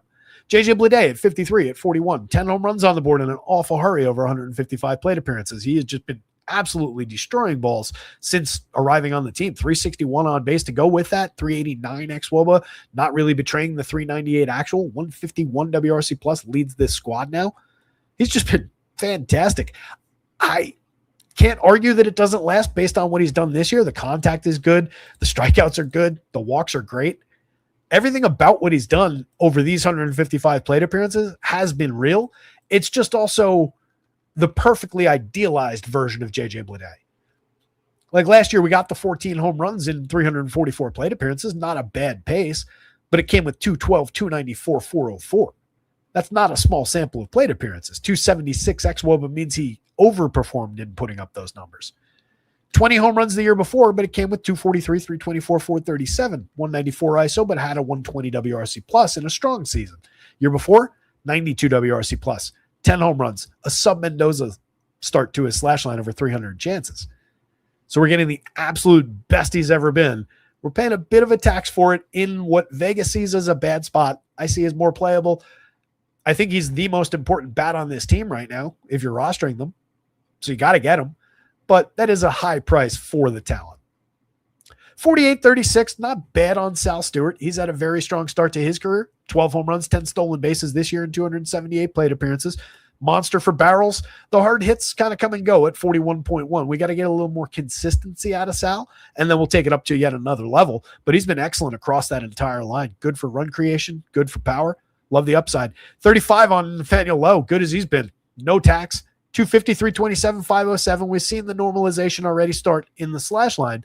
9 home runs in 156 chances, 13.6% barrel rate. Talk about the idealized version. But catch him before he craters completely as far as that slash line goes. We've seen that stretch from Nathaniel Lowe before. Steer at 43 at 31, 9 home runs out of him as well. Solid slash line, 347 on base, probably a more reliable bat. The one thing working more in Nathaniel Lowe's favor is that he's left-handed against the weak righty. But Spencer Steer, a guy who's always in play, also fills second base on both sides at a fair price. That's a really interesting option at that position. Junior Suarez, as mentioned, really underperforming the talent, over 150 plate appearances, just missed a ton of time in between a slow start and then a slow return. Got a day off over the weekend after like 11 pretty bad starts in a row since coming back. Love the upside for power on any slate from Janio, especially against the guy who's going to let him connect with the ball more often than not. That's a major lurking power bat. Just 4 homers, 209, 287, 336, a 72 WRC plus. This is a dude who hit 49 home runs last season. I think the power will arrive at some point. Matty McClain, Tyler Stevenson, Edwin Arroyo. Arroyo, interestingly, back to the min price on DraftKings. I think they had him up a couple $100. $2,400 on FanDuel, over 16 plate appearances. He hasn't delivered on the talent in the show yet, but we saw the talent majorly on display in AAA this season. So it should only be a matter of time as he figures out major league pitching at the dead min price at second base on DraftKings. That works.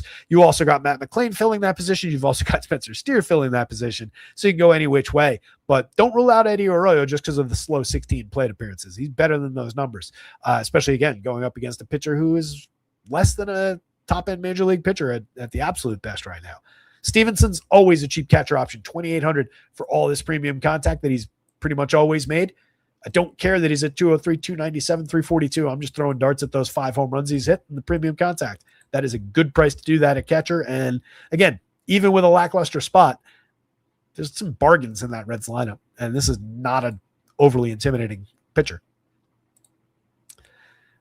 In the Pods direction, you do get power numbers on Nando Tatis, even though he's only got 1 home run on the season, has hit the ball consistently hard all year. He was just either hitting it into the ground or going the other way with it.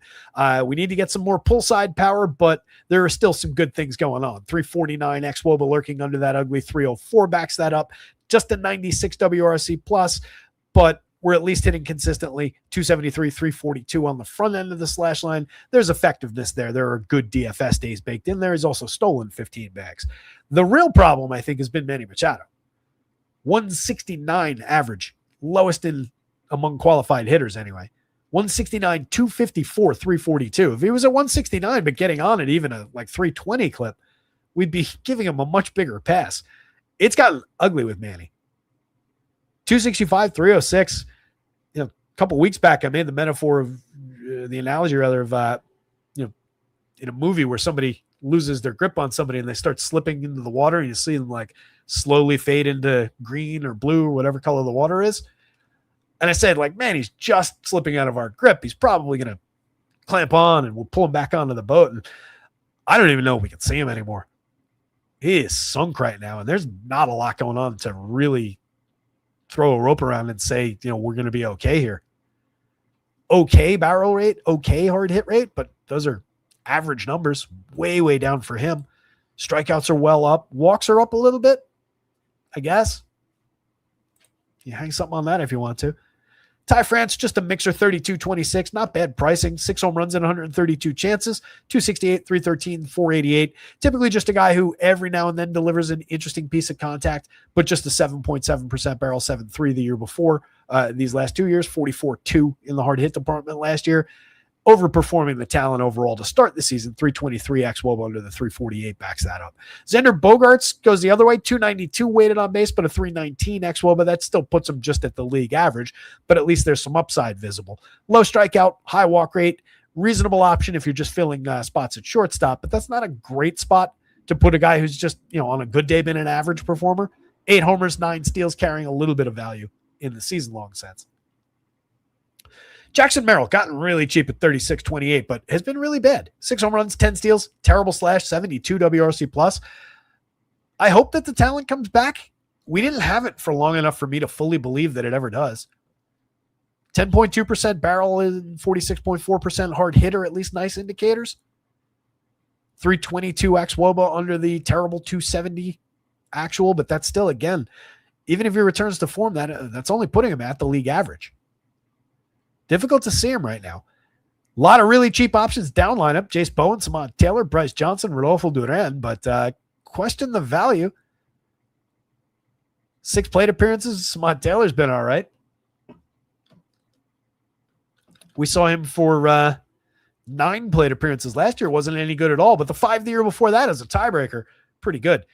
At best, you're throwing a dart at cheap contact on any of these guys. You did have 84 pretty good plate appearances here, but 73 pretty bad plate appearances the year before and 44 really bad plate appearances this year out of Bryce Johnson. Again, at that price, it's just an inoffensive mixer, but there's not a lot of quality. Rodolfo Duran at least has barreled a couple balls in his 33 plate appearances this year. They've gone, well, one got over the fence, but none of the others got anywhere. Memory serves, he had okay numbers in the minors when we looked them up. Like not good, but usable. Yeah, 2025 as a 27-year-old in 352 plate appearances in AAA, hit 16 home runs, 288, 344, 503 slash. He's all right. Quad A type talent. But going against Andrew Abbott, if you needed to fill catcher at a cheap price, bottom of the Padres lineup, I guess you'd get away with it. Low quality spot. I'll side with Vegas, but it's more just because Andrew Abbott's just been bad. Where Walker Buehler's been okay. But I don't agree with that Reds total. Padres, Reds, Buehler over Abbott. Even, it's not projected that way. Damn it. I really don't like either pitcher, but the Vegas total, I think you have to put Buehler over Abbott, even though there's a slight projection advantage the other way. Had I noticed that, I might have put a thumb on it. Nats, Giants. This game got a lot of buzz in chat earlier. Let's see if you guys are still in here listening to me ramble.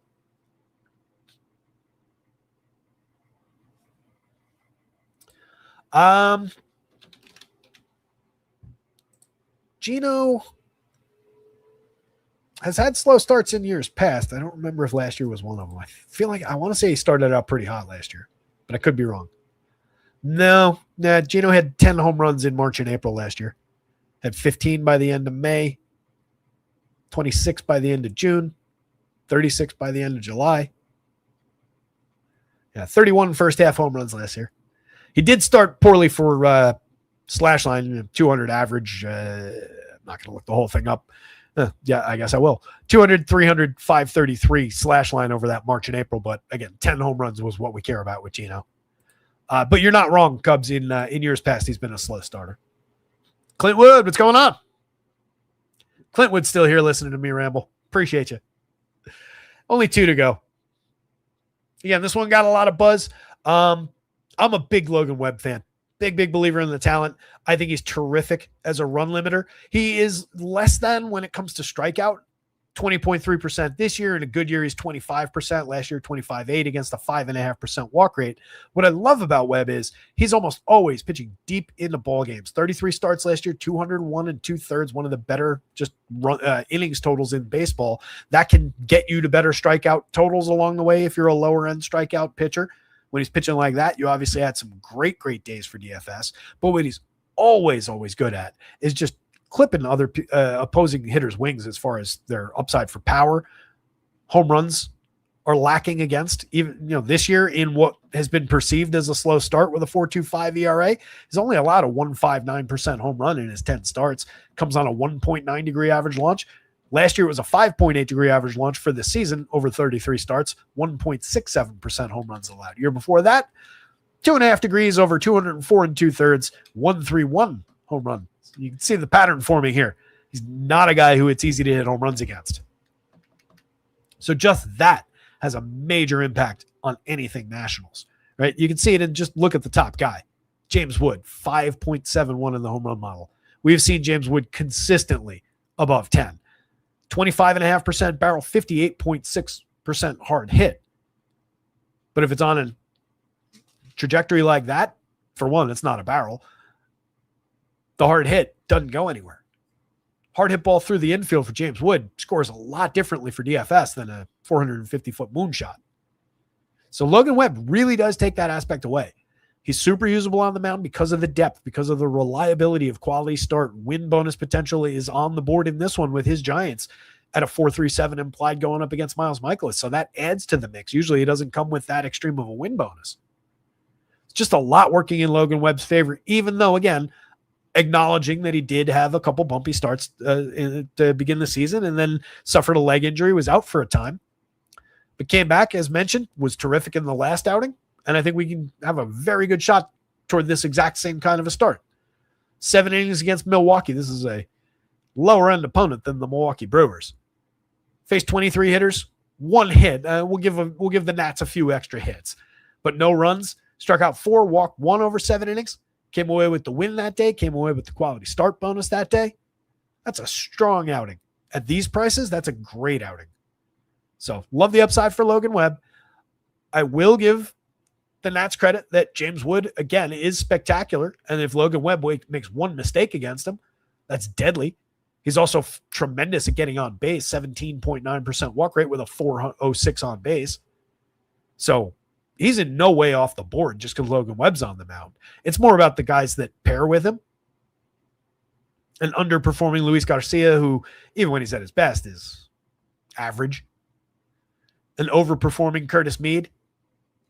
Solid stretch of plate appearances, no doubt. Guy who had some prospect pedigree once upon a time. Maybe he's finding his talent, maybe he's not. 9 home runs, a 137 WRC plus, 370 weighted on base, 375 xWOBA. The X supports it, but it's pretty small sample still. We need to see where this goes. Not somebody I'm going to run screaming from with Logan Webb. Not somebody I'm going to go out of my way to have with Logan Webb on the mound.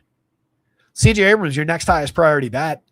You can see his clip wings in the home run model, 3.06. It's a guy with a 10.8% barrel rate. He's hit 14 home runs on the season. There's nothing wrong with the option. He's another guy that could find some success just sequencing. He's got a 380 on base. Solid, well-struck balls pretty consistently. Solid walk rate at 10.4%, but that is notably up from 5.8 last year, 6.6 the year before, 5.2 the year before that.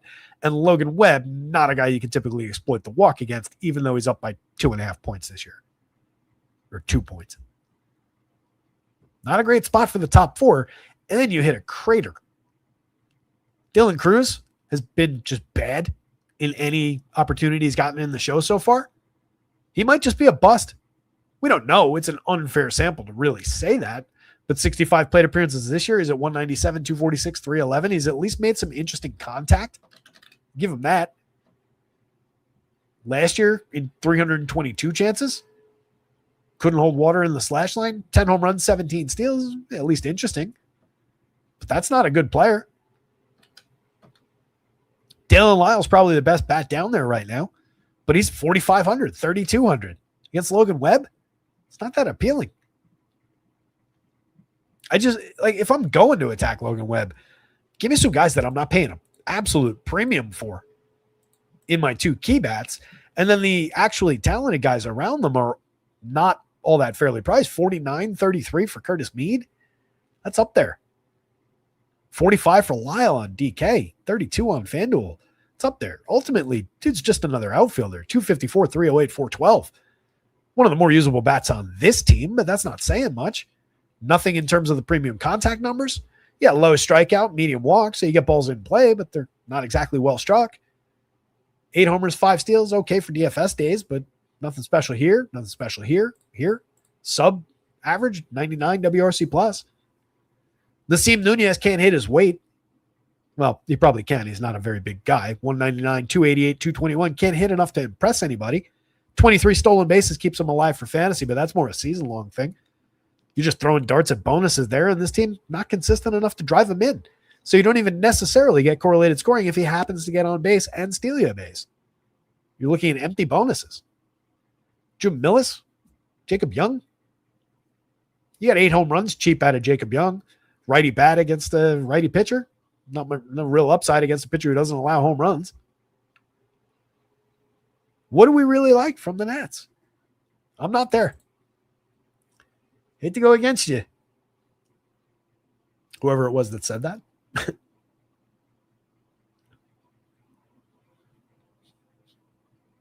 Yeah, I'm just not there on that Nats call. Look, multiple times this season I haven't liked the Nats and they've burnt me. But Vegas doesn't really like it either. 3.72 implied total against just one of the top run limiters in the game. Give me the cheap Logan Webb all day long.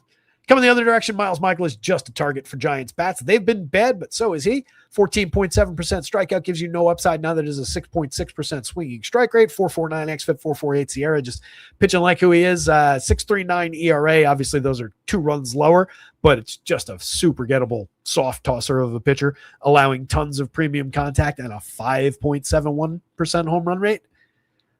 That'll push chips toward Rafi Devers. You get some Willy Adames in your life, maybe Matt Chapman. Matty Chapman's had a couple decent games recently. 4 home runs on the board, 245, 326, 369. Hopefully just the start of the normalization. He's up to a 100 WRC plus. Maybe just the presence of Bryce Eldridge, the return of Youngwoo Lee after a brief absence, kind of help stabilize things a little bit for him. We've talked about the concerns, the total abandonment of premium contact that we've seen throughout this season, the lack of quality for his typically better on-base skills.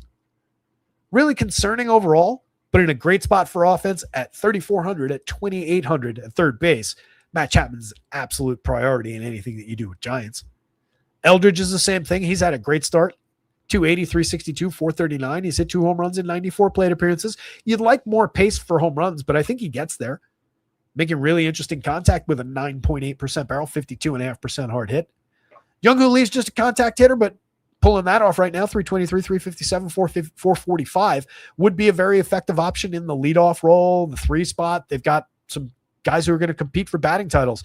Luis Ariz at 323 as well, 359, 431, an ideal option in the 3 spot if you're just looking for correlated scoring.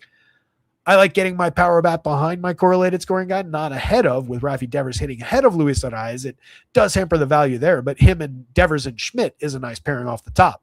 Schmidt, you get just in the outfield for 44 on DK. Get him at 4 positions, including second and third, which is interesting on FanDuel. He's their most expensive bat on FanDuel at 36, which is wild.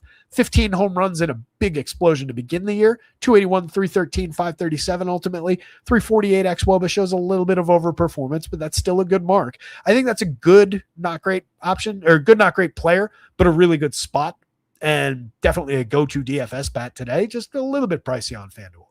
The Giants aren't particularly cheap, at least not on the FanDuel board. DraftKings, they are. FanDuel 36, 32, 31s for some of the more desirable bats. You do get cheap around Eldridge and Chapman, which is nice because those are upside plays. So I guess it's actually reasonable because like my priority stack, I'll hit the confirm lineups button as I do this just to make sure. My priority would probably be certainly Devers at 32.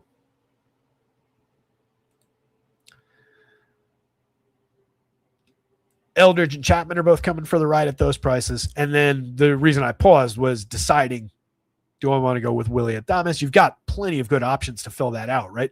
You've got 2 guys who are currently hitting 300 and believably will hit 300 for the year with plenty of on-base and correlated scoring. You've got an underperforming Willy Adames who's got all the power in the world. He's got 11 home runs along with the underperformance, so at least you're getting a little bit of output there. That makes him an interesting DFS option if we're looking at some guys, because if Rafi Devers isn't homering, in years past, he was a pretty consistent on-base option. Right now, just 293, but I don't think that skill's gone. So Willie is in a decent spot to drive some correlated scoring through Rafi Devers. If you go to Casey Schmidt, you obviously get the expensive piece, but the direct piece of correlation. All this applies on DK too. I'm just looking at it with the FanDuel pricing and the 4-man option because it's easier on DK with the 5. So if you go there and just take the easy piece in Casey Schmidt, you're at 3,075 a piece for the 4-man. So 31 a piece. That's perfectly doable on FanDuel. If you go with Willie, you're a little bit cheaper, $2,950, so $3,000 a piece. And obviously, there are ways to get that even lower if you wanted to embrace a Drew Gilbert around your Bryce Eldridge or Matt Chapman, but that doesn't feel like a great idea. Daniel Susac has at least been competent over 83 plate appearances. Nothing really interesting for DFS, a 111 WRC plus, so a little bit of correlated scoring coming off that 297 average, the 354 on base, but no power to speak of, just a 308 XWOB, but betraying the 328 actual, which is only slightly above average. Not a great Giants lineup in the bottom end, but a couple interesting guys there. Good average bats through there, and some underperforming power guys right there that we know pretty well. A lot of ways to roster the Giants in what looks like a great spot. Wouldn't argue with you at all. And again, on DK, we'll embrace those same 3 starting options.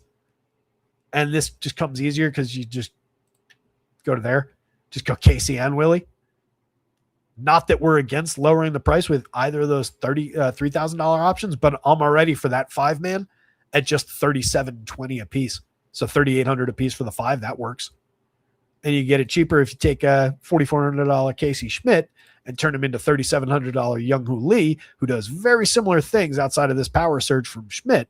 Now you're down to $3,580, so you save $100 a spot.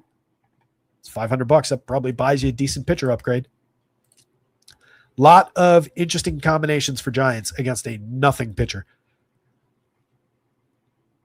Sorry to the Nats stackers, but it's Logan Webb, Giants bats, Nats bats, which are, again, you'll be contrarian. I'll give you that much.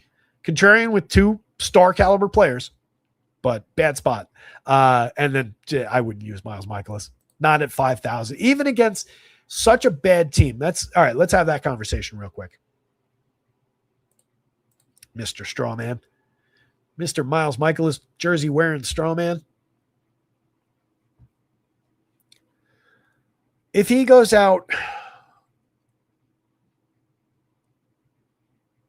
and has the 5-inning day that he had against Atlanta, 3 starts back at Atlanta, 3 hit them, faced 17 hitters, struck out 3, walked no one, gave up no runs.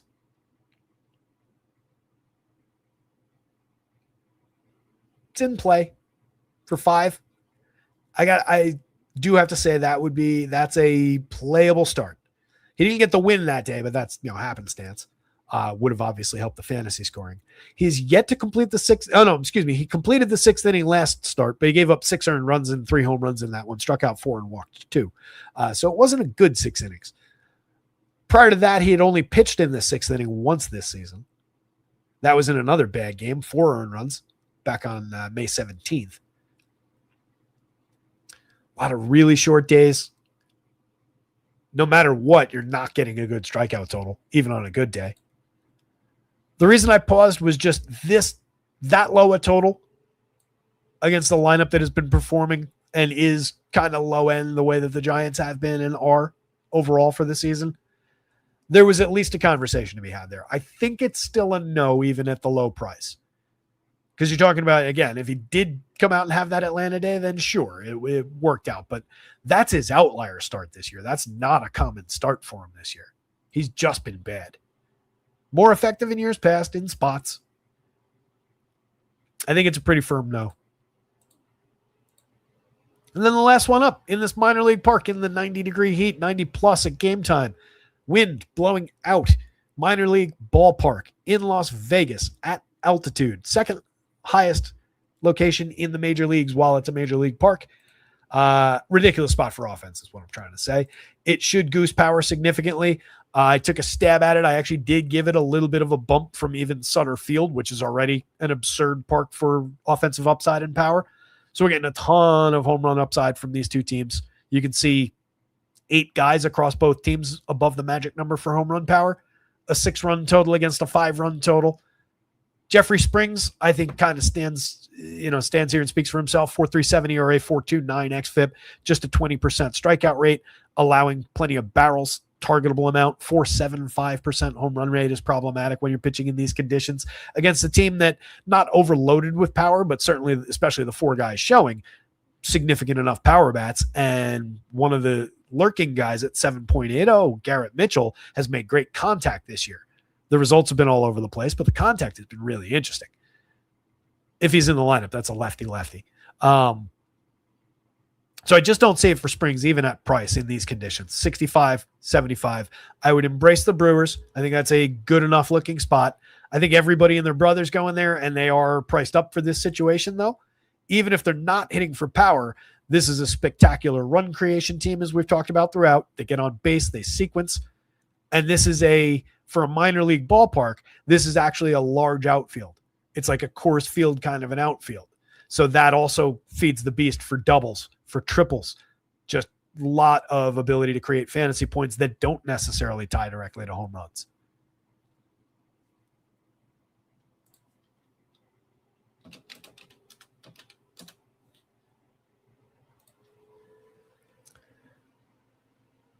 That's not the right one. This ballpark is 340 down each line. Right? That's a significant depth just at the foul pole. 380 in the power alleys, 415 to dead center. And it's got a 13-foot wall in left field and a 9-foot wall from left center all the way around to right field. Height makes a difference in the wall. Every foot of height or every inch of height adds 2 feet of depth or something along those lines. I forget what the exact formula was. But, it could be a day where the Brewers are just doubling, scoring runs like crazy, but maybe don't go off for the home run upside. Love the home run upside, not taking it away, but just know that that's also in the mix. It's if anything, it's just more upside for the Brewers. All of that is in play for the A's. But these Athletics are facing Kyle Harrison, who's been absolutely tremendous this year. 57 and a third, 11 starts, striking out nearly 32% against the 7% walk rate. Swinging strike rate is 14%. It's an important factor here if you're getting swing and miss against the lineup loaded with free swingers. I'm just much less concerned about the contact. I don't care if the wind's blowing out. I don't care what the elevation is as long as Kyle Harrison has his command. As long as Kyle Harrison is effective to the degree that he normally is. 1.57 ERA, 2.86 xFIP, 2.88 SIERA, just utterly tremendous option. Absolutely want to use him here. My hope would be that he'd be lower owned. Apparently he's not, if we're believing Larry. Larry's coming in here spreading rumors, gossip, and lies. Exaggerated reports of my demise. It's a rap lyric from somewhere. Right? What's that from? Now it's in my head. Fuck. What is that from? Not the biggest rap and hip-hop guy in the world, but I know that's a line from back in the day. Cub says, sounds like Coors Pre-Humidor. Not a bad comp. Tall Tale asked earlier, who's favorite SP2 under Hancock, if any? Dive back into that real quick because, again, this game is kind of obvious. What I'm saying about Harrison is, he projects here and could definitely buzz his way through this team. Favorite guy under Hancock? I mean, it probably is Walker Buehler, much as I do think there's plenty of potential for that Reds lineup against. They come in at just a 3.5 run total. He's striking out at least 20%, which is not good, but it's better than everybody around him who are all those guys are in the teens, the mid-teens. So you're getting an additional, 4 to 6 percentage points of strikeout rate if you go to Walker Buehler. You're getting the pitcher's park on your side. I think he gets popular there, though. 72 is an SP2 on DK with all the concerns about basically everybody else in that price range. Probably picks up some popularity given the 3.5 run total. So from a DFS perspective, my natural inclination would be, hey, let me grab some of those Reds bats against that spot. But I simultaneously think he's probably your best option outside of that $8,000 price tier or below that $8,000 price tier.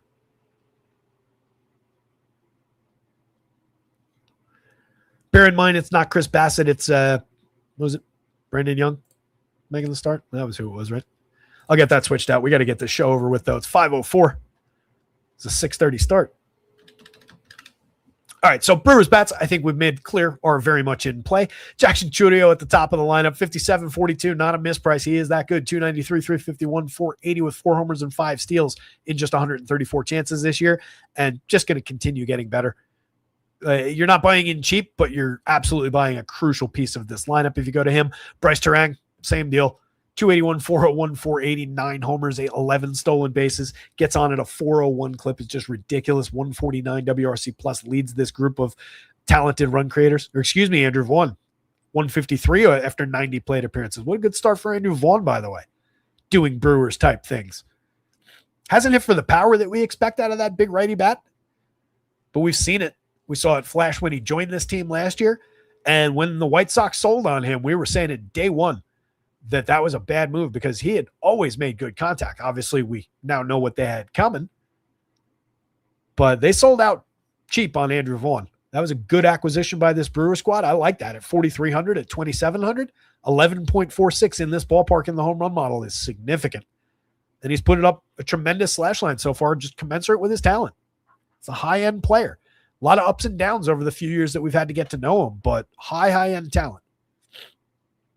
In between him and Bryce Terang, you get Christian Yelich and William Contreras, two of the better-known commodities on this team. Both guys having solid years for run creation, a little bit lacking in the maybe pace of their home run output, 5 and 4 respectively. Yelich missed some time, only 146 plate appearances for him, but both guys have been tremendous. Both guys utterly crucial to any Milwaukee build.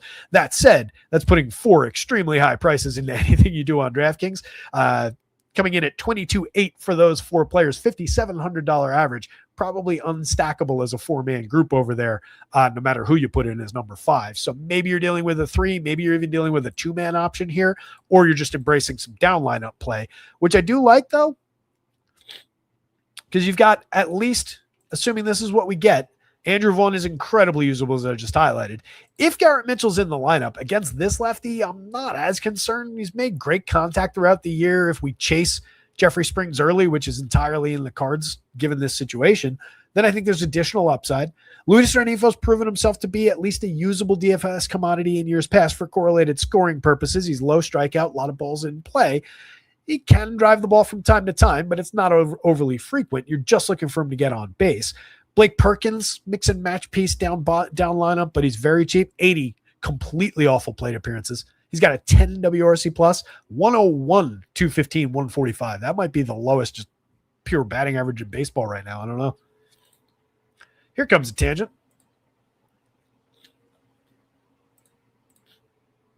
What does he have? 80 plate appearances, I said?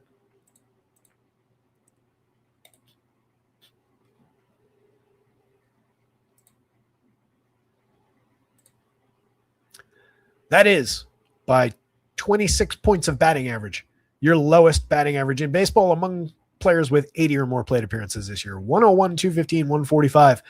Next man up is Davis Schneider at 127, 295, 211. Pretty significant gap. Obviously, he's not as bad as all that. We've seen some success in limited doses from Blake Perkins in previous seasons, but he's also never really been good. So mix and match piece in a fantastic situation if he's in the lineup. And Joey Ortiz did not deliver the uptick in premium contact we were hoping for. There was buzz that he would be back to this guy potentially this year, and it just has not arrived in any way, shape, or form. 194, 298, 248, just a ballpark-based mixer. But again, you're going to have to embrace at least 2 of those cheapo guys to get to any combination of those guys. All of those same things are in play for these A's, but they're less consistent getting on base overall. They've got some fantastic options for it, like Nick Kurtz at 431 on base. He's constantly at first base. But there are some dips for on-base percentage as you go down the lineup that this team doesn't have quite as dramatically. There's major power up and down the lineup, and what's nice on the A's side of this one, going up against the much better pitcher, they're not really high-priced. You get a lot of cheap bats surrounding those two, just high but affordable prices at 54, 52 for Kurtz and Langoliers, their 2 best bats. 41, 4,000 for those two, same kind of pricing on FanDuel. 12 home runs on the board for Kurtz with the fantastic slash line, the 157 WRC plus that leads the team by a fair margin. Langoliers second at 140. He's hit 16 home runs, which is a team leading total. They lead into Brent Rooker at 4,000. At 3,000, he's up to 10 home runs. Otherwise, really underperforming expectations on the season, but he's made interesting contact.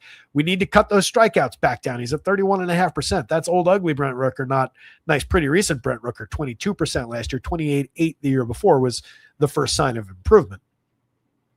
Kobe Thomas, we made him the home run pick of the day the other day. He didn't deliver that day, but he's got 2 on the board in 51 plate appearances. Lot of premium contact and solid home run totals throughout the minor leagues. 32, 24, 8.13 in the home run model against the lefty in these conditions. I also like some upside for strikeout, 25.5 in the small sample this year, 37.1 in a small sample last year against a tremendous strikeout pitcher. But if you're just throwing darts with athletics, you might as well get cheap around believable power upside from the right side. Might even be a better option than Tyler Soderstrom, who 8 home runs on the board, but a low-end slash line for his talent level so far this season and a lefty bat. Probably not a great spot for Soderstrom. What's he done lefty?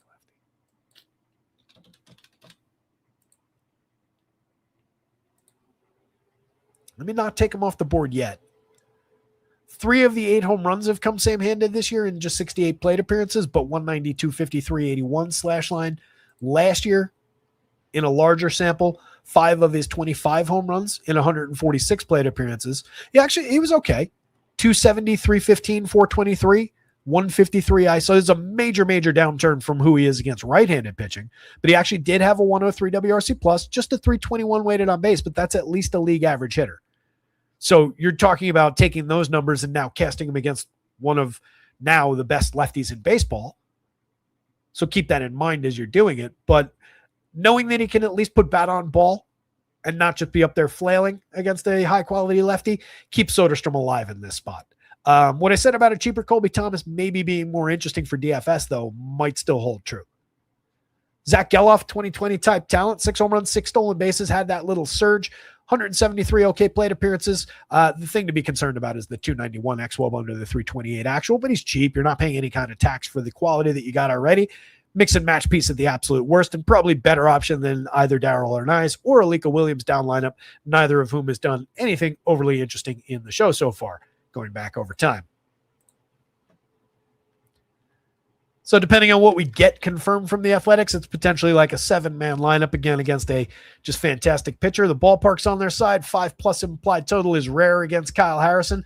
Even with all of that, even with the nudge from the park, they still were a few notches down as far as the stacks board.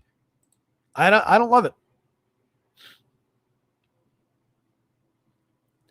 Yeah, Larry, I called out the elevation. His elevation of about 3,000 feet. Yeah, is puts him between Coors and Arizona.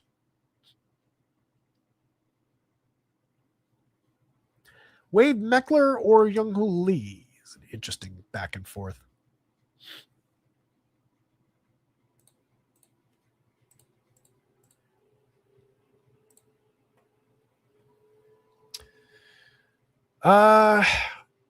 Young-Hoo's pretty cheap on both sites. 37.29. Similar type guys, considering the profile.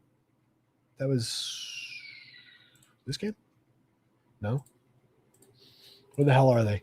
This is where I hate that I only have the OA teams because I don't remember who they're playing. There it is. Yeah, basically the same pricing too, huh?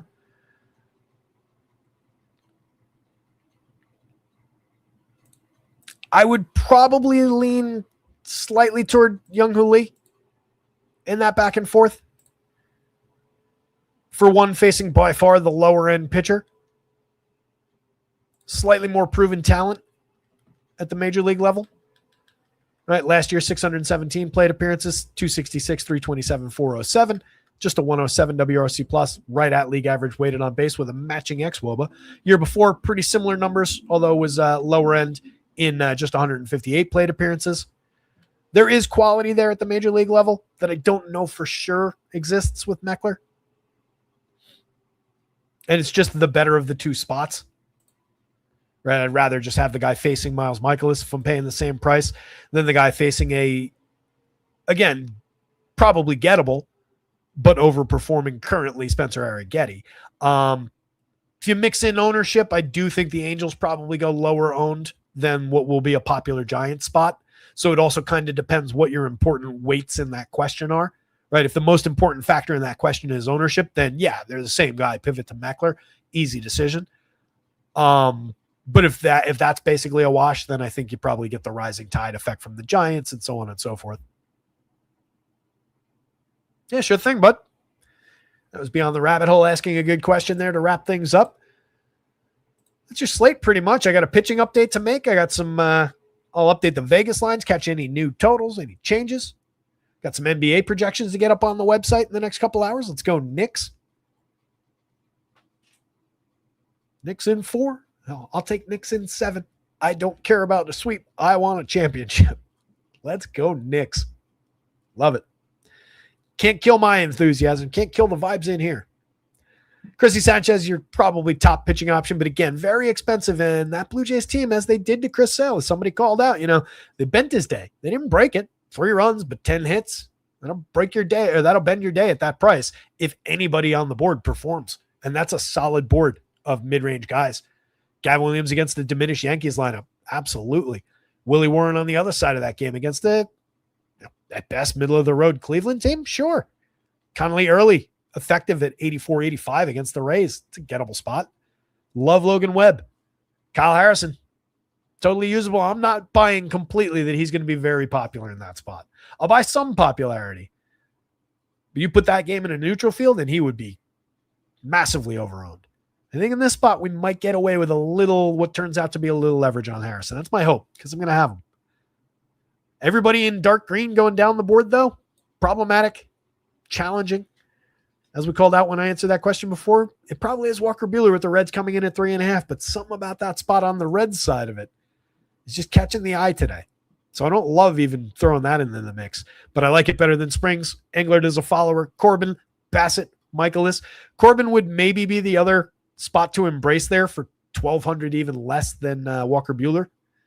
You're just taking on a very, very good, hard-hitting Phillies lineup with a guy that we've just used as a target, and he hasn't paid off even the strikeout upside that Walker Buehler gives you. That's a great example of a guy who's just in the mid-teens versus at least the 20% strikeout that Walker Buehler gives you in that spot.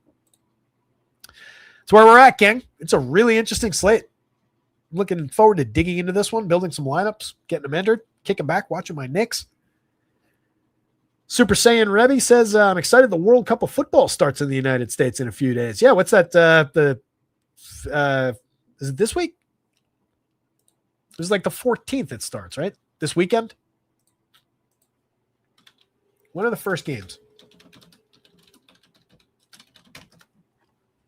It's going to be chaotic. The 11th it starts. So Thursday. Mexico, South Africa to get things started. Yes, I'm entirely comfortable with making fun of the accent from South Africa. South Korea and Czechia the next day or later that day. 10 p.m. game. When does the U.S. play first? Friday against Paraguay. Sounds like a loss for the United States. Brazil, Morocco.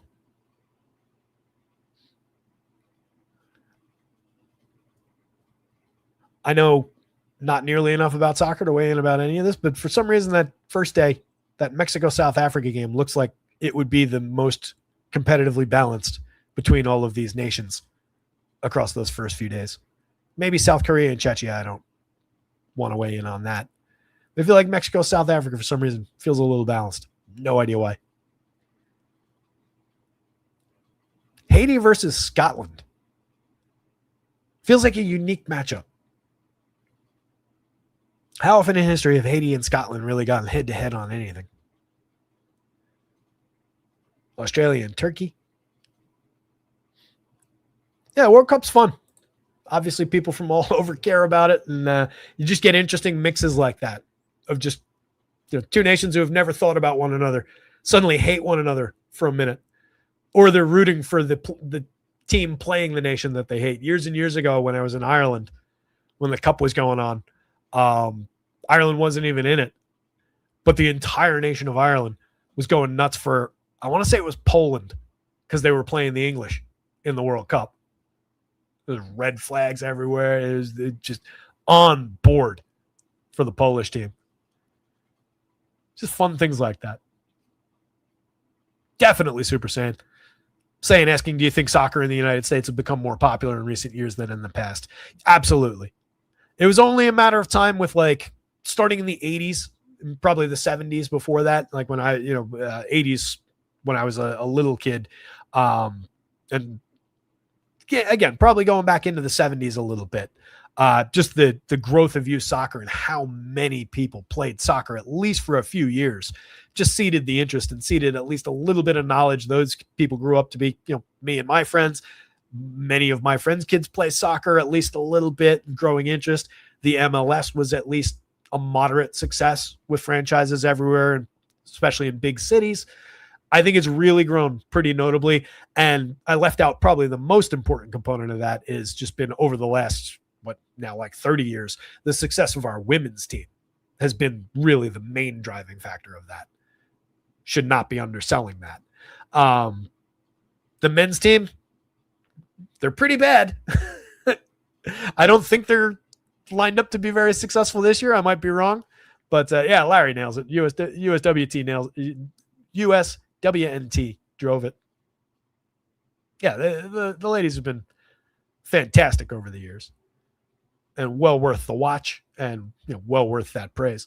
But yeah, absolutely, inarguably has gotten more popular. Still trails even hockey in this country, but way more popular. Cap says, yeah, we know you don't know enough, Terry. You offended half the world not calling the sport by its true name. Damn Americans. You're right. Football. Excuse me. Or football. Good stuff, guys. Fun show. A lot to go through. 2.5 hour one. Whew. Lot of talking. Coming up on just over an hour till lock time, though. Let me go get everything updated so you guys can actually build some lineups with these projections. If you're looking for them, Rotoscouts.com, Rotoscouts.com. Check it out. Weekly, monthly, quarterly plans available. Covers everything. MLB, NBA, NHL, and NFL. Every single main slate. For NFL, you get every football game, literally, except for, I think, one European game I accidentally missed this past winter. Sorry. Most games are included. Every single relevant slate. For baseball, you get every single main slate plus a lot of the odds and ends. Basketball, hockey, you're mostly every single main slate. In a good year, we're doing shows for basketball all year long, so hopefully you guys keep coming back during the fall and winter. But right now, check out Rotoscouts on a free week. Promo code CubsWin. Cubs in the chat right now. That's him right there. Thank him for your free week and go claim it. Promo code CubsWin. Capital C, capital W, otherwise all one word. First week of a weekly subscription. Entirely free, thanks to that man and his big $10,000 win the other day. Congratulations also to our guy Pirates in chat. Some guys with team names in their names. Cubs and Pirates. Killing it lately. Pirates had a top 5 finish last Friday. Took down the big tournament on Saturday. Killing it lately. Multiple $10,000 winners. Multiple 5-figure finishes. I don't know about 6-figure finishes. Multiple 5-figure finishes recently for the Rotoscouts crew. When you consider the volume of people that come through here and the volume of people that go through awesome, sarcastic, whatever you want to call them, I feel like our little group here has done pretty well so far, gang. Good luck out there tonight. Let's get another winner on the board. Somebody go win something. Share the results when you do at Rotoscouts on Twitter or in the premium Discord, which is linked for free below. Clintwood says I should change my handle to Rangers. Nah, not a good idea. Yeah, not your Rangers, not my Rangers either. Not really a good idea to embrace those squads right now, unfortunately. Let me punch out, gang. Go get them tonight. We'll be back tomorrow to talk more. Later.